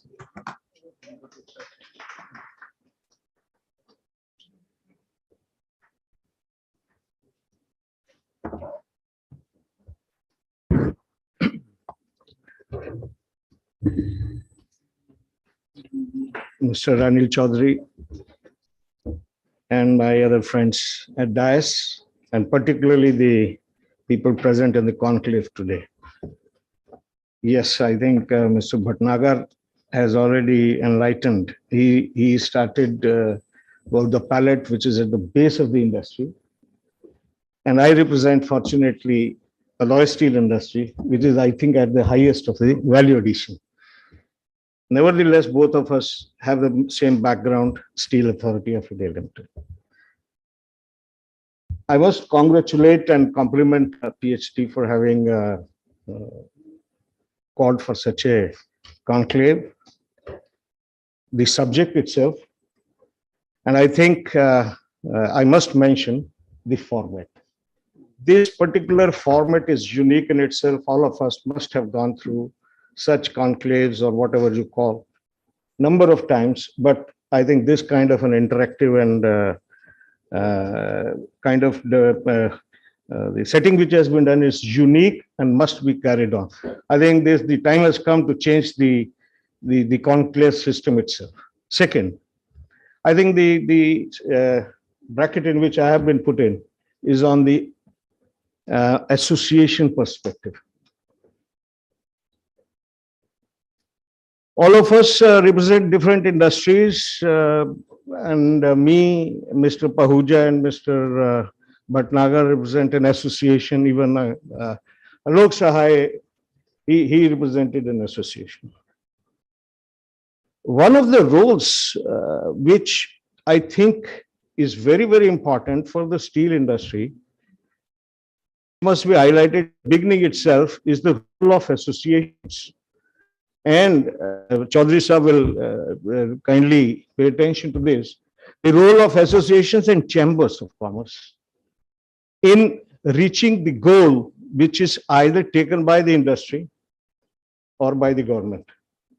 Incidentally, it's the government's role or government's objective to have set the target of 5 trillion as an economy.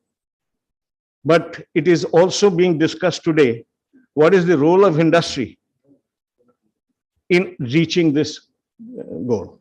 I think that is to be highlighted.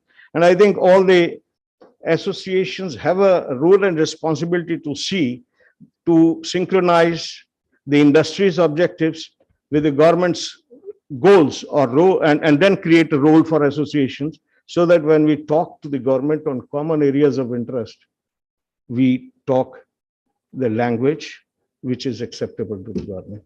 Having said so, why did I mention about it?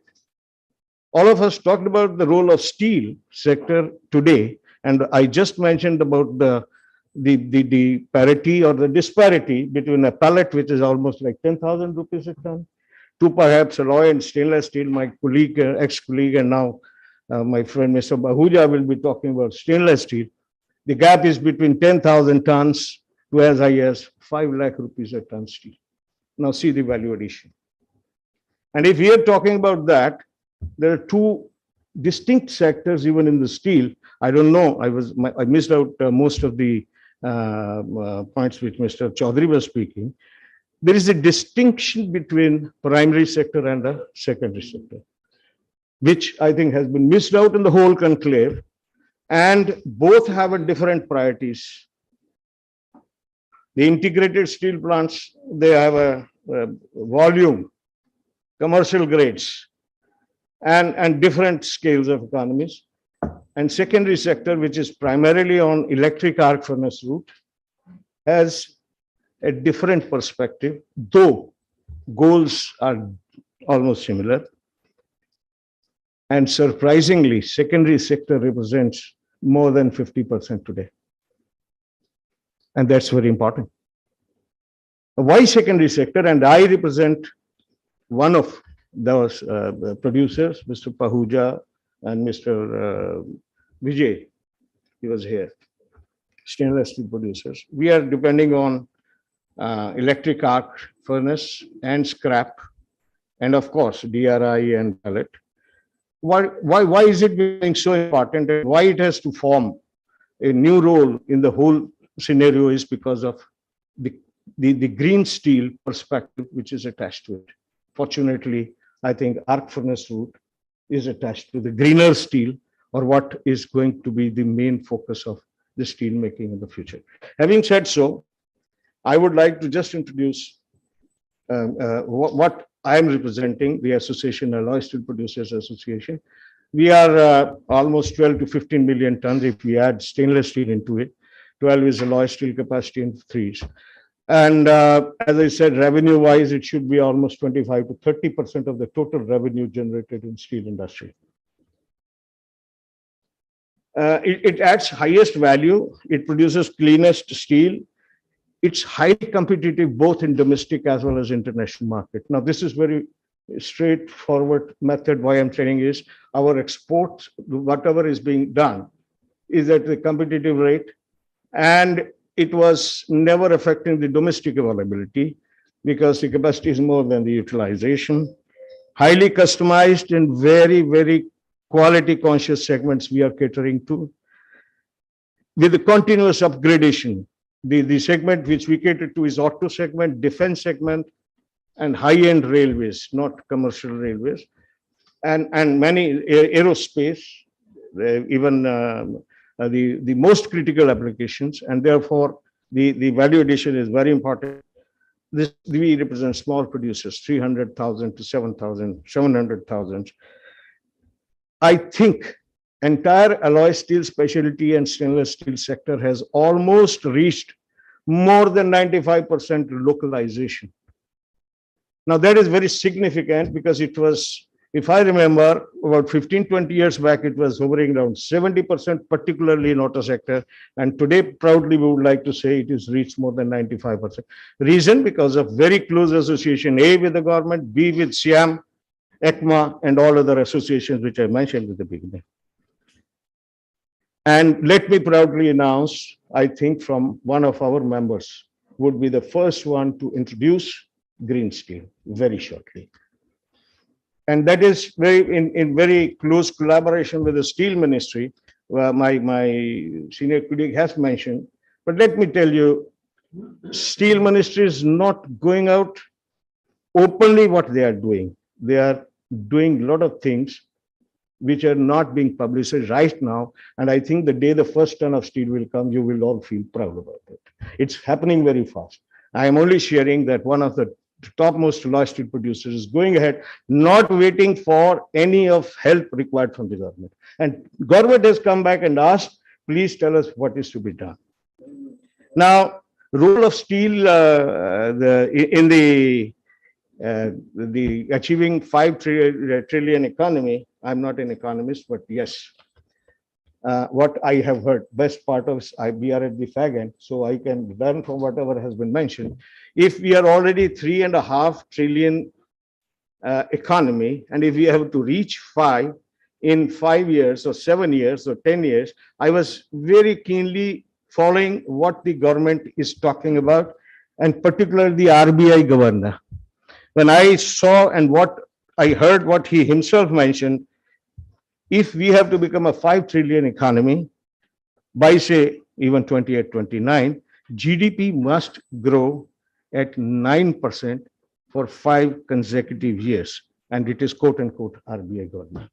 And one of my own colleagues in the previous presentations did mention how is GDP growth correlated to steel. If I am not wrong, you had mentioned 0.8. 0.8 is the factor. You multiply 9 by 0.8 should be the steel growth, and that is 7%. And if we are talking about 110 million ton consumption today, and thinking that in 7 years, we go with 7%, it goes to something like 160, 170. The steel industry is already planned it. Steel industry has already planned itself, aligned itself with the 5 trillion by virtue of one single calculation. And what is required to achieve this? Increasing investment. Steel industry is already planning to invest. Industry will take its own role. Government's role will come in its, as an association, sir, our perspective should be the industry should first do ourselves. We'll see. I think ISDA has proved the other day. First, industry will have to define its goal, do it, whatever is required from the hood, we'll ask for it. We'll not beg for it. Improving productivity. Everybody has talked about it, and India is already on to steel productivity. Improving education, health outcome. I think there's a different perspective.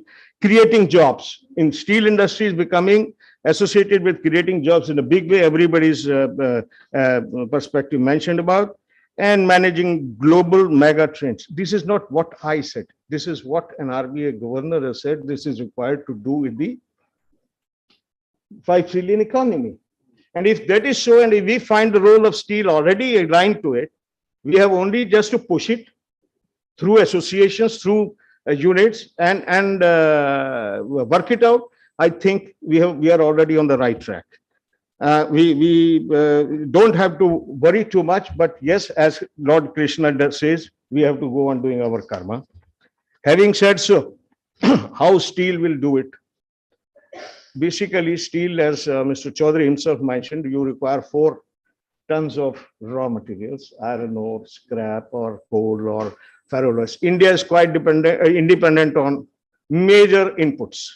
Leave aside coal, and that also can be managed. If that be so, we are secured on raw material.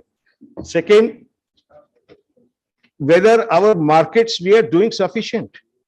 Steel, I think I'm an old school person on steel. We were taught when we were in sale earlier, 15 million ton capacity. If you produce more, it will be consumed more. And therefore, if government has taken an objective to increase production to 300 million tons or capacity to 300 tons, the responsibility and role of the industry is to create that capacity to produce and bring it.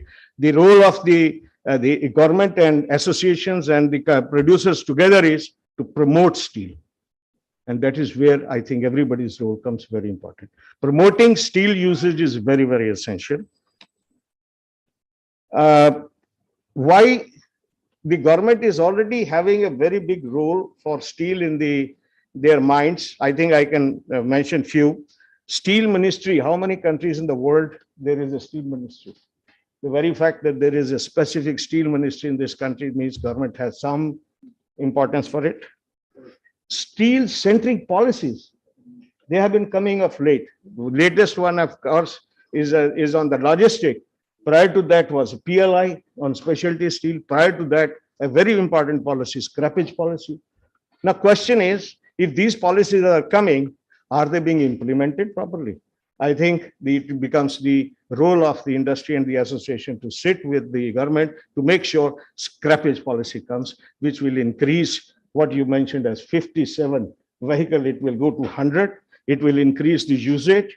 If we are talking about infrastructure whole of the day, it won't happen unless we promote, we all sit together and remove the kind of politicization in the mind of the government. We have to remove the dominance of the cement lobby to improve the steel cement ratio.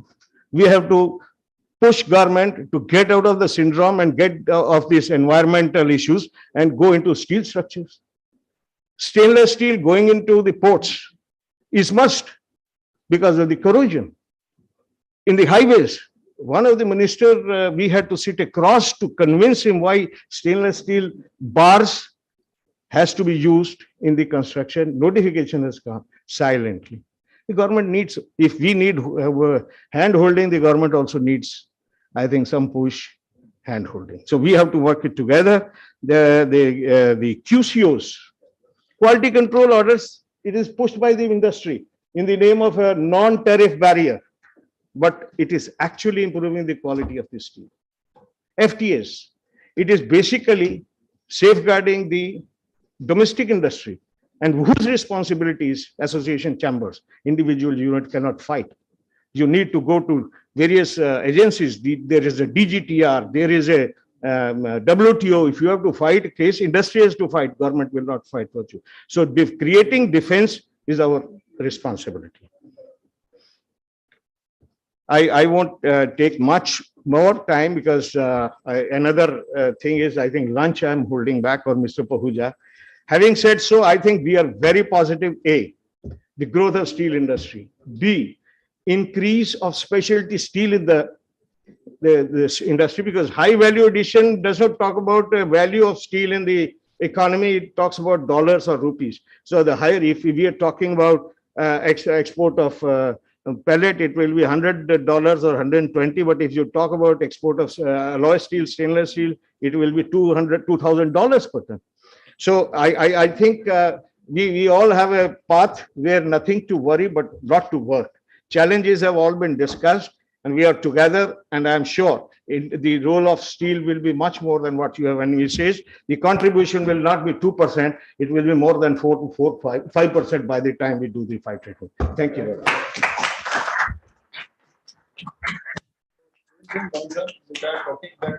Exports are must. Like we should make in India, make for the world. That should be the philosophy. Only then we will be able to go to a level of. I missed out one line, and that was the purpose. And that was 300 million ton or 500 million ton, it has to be export linked orientation. Yes, it will not be able to consume the steel, and rightly so. It will be in line with the policy of the government also, that we need to improve the production, and we should make for the world. And today, fortunately, that opportunity is there with us.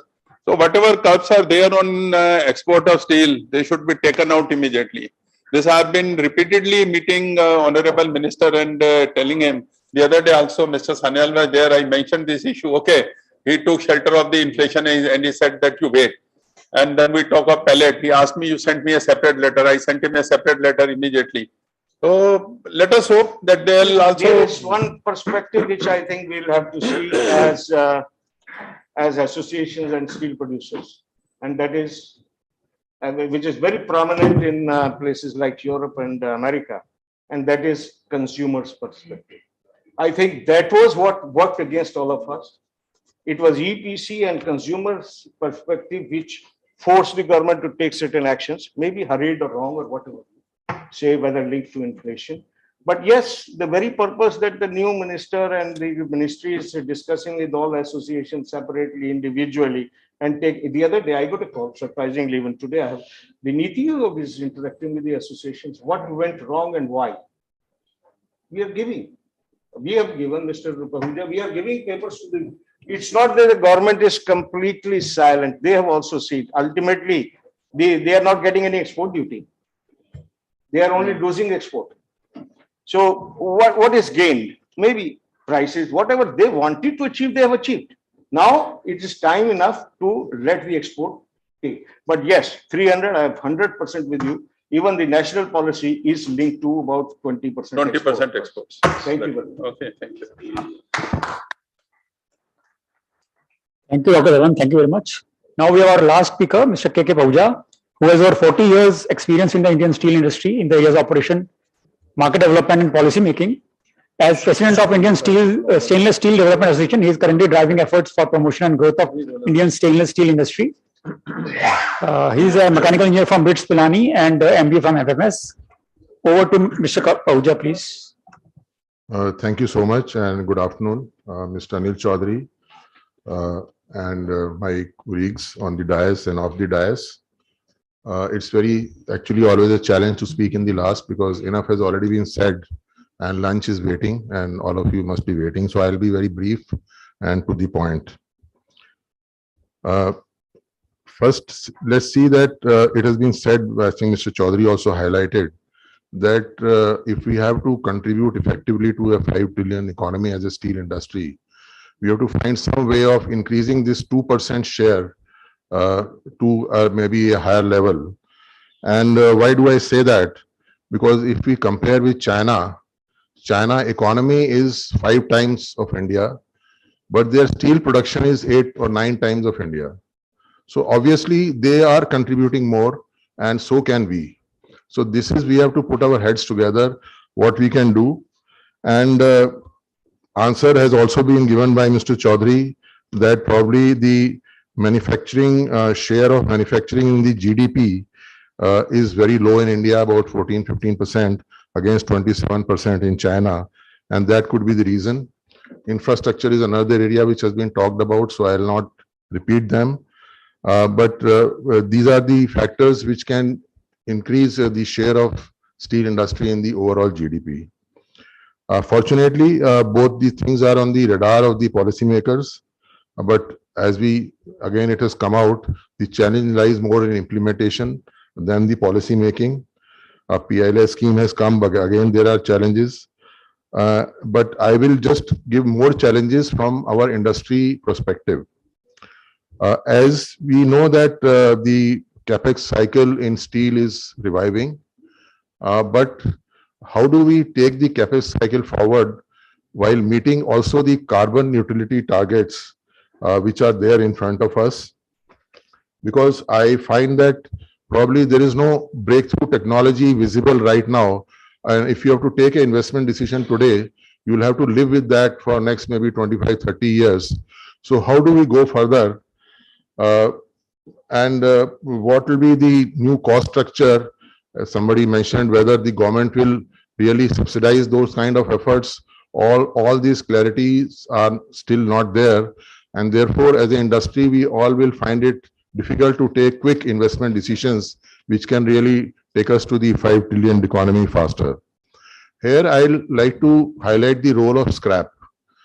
Till we have a technology in place which is a proven technology by on which the investment decisions can be taken, the scrap is going to play a very vital role in reducing the emissions. So already a lot has been done, scrap policy is there, but I think I would give credit to the progressive steel companies, even the integrated steel plants and those who have iron ore reserves. They are also trying to have some control on the scrap supply chain. And I think not only in India, because Indian scrap generation will always be low, we should have control over the international scrap supply chains also, to be able to move quickly till we have some technologies in place which can reduce our emissions. Secondly, that what Mr. Chaudhary said, again, I'll not like to repeat it, but we have to integrate with the global supply chains and therefore cannot remain immune to global events if we have to move fast towards a 5 trillion economy. And government is of course alive to the situation, and soon we may have about a dozen or so free trade agreements. But here we need to focus on two issues. Competitiveness, we have already talked about. So full clarity, and secondly is full policy clarity and continuity on the trade matters. These are the two things which have been lacking and holding us back. As far as competitive is concerned, it has already been talked about. I'll just sum up. The bottom line is that inputs should be taxed low or not taxed at all. And whatever taxes are there on inputs, be it the raw materials or energy, they should always form part of GST. So if this is done, this will help the industry quite a lot. The other issue is on clarity on trade matters. Our traditional way of planning, and I have been part of these planning exercises for many decades. What we see is that we try to take this country as a closed box, and we project certain growth rates, and then we try to match supply and demands and try to plan that way. But we always been forgetting that 25% of the steel is globally traded, and we aspire to be, linked with the global supply chains. So whether just defining some export targets is not enough, we have to see whether we are going to be part of the global trade in steel or not. And if so, then what should be the policy kind of a narrative which should be coming. And instead of that I think as a nation we have to really make up our mind. Linked to this is the other issue of long-term policy clarity. Will we allow market forces to play out, or there will be surprise government interventions as we go along, which we have seen recently? Also, the mechanism of determining unfair trade practices by other countries, reciprocity in trade relations are very important factors. So before I try to conclude, I will just a few words about the industry that I represent. Although Mr. Vijay Sharma, my industry colleague, has done a good job of it, but I'll just make a few points. Stainless steel is a relatively younger metal. It came after steel, but we grow faster than the other metals. I think growth rate of stainless steel is always faster because it grows by two ways: by normal economic cycle and also by substituting other materials because of the value proposition that it gives.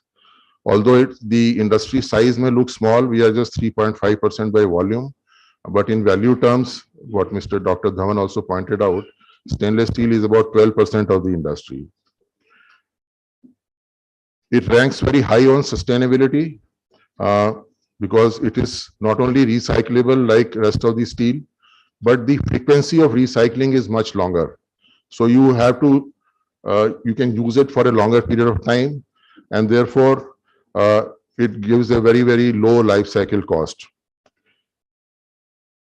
Market development is a continuous process in stainless steel because of the perception that it is expensive. So we have to continuously educate people and about the merits of stainless steel and what value it provides.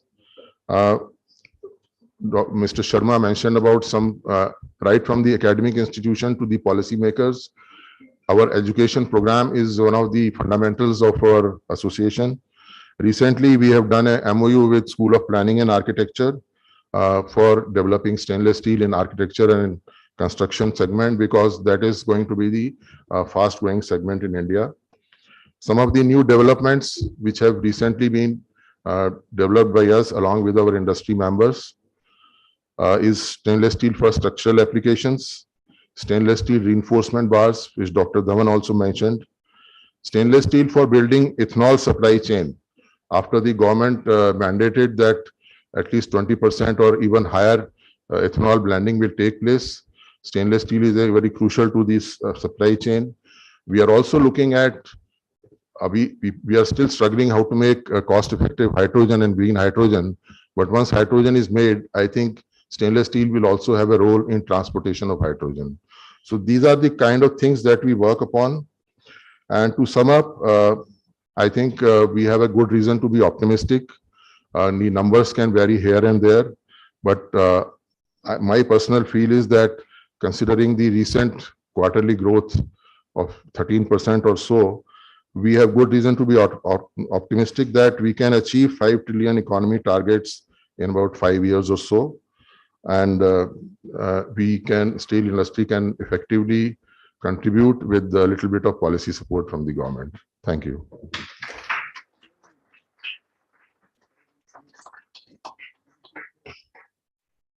Thank you, Mr. Pahuja. Thank you very much. May I now request Chairman Sir to deliver mementos to the honorable speakers. First to Mr. Deepak Bhatnagar, please.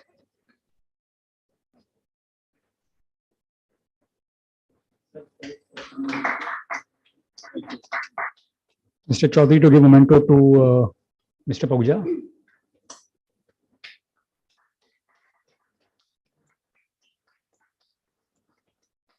Mr. Gupta to give memento to Dr. Dhawan.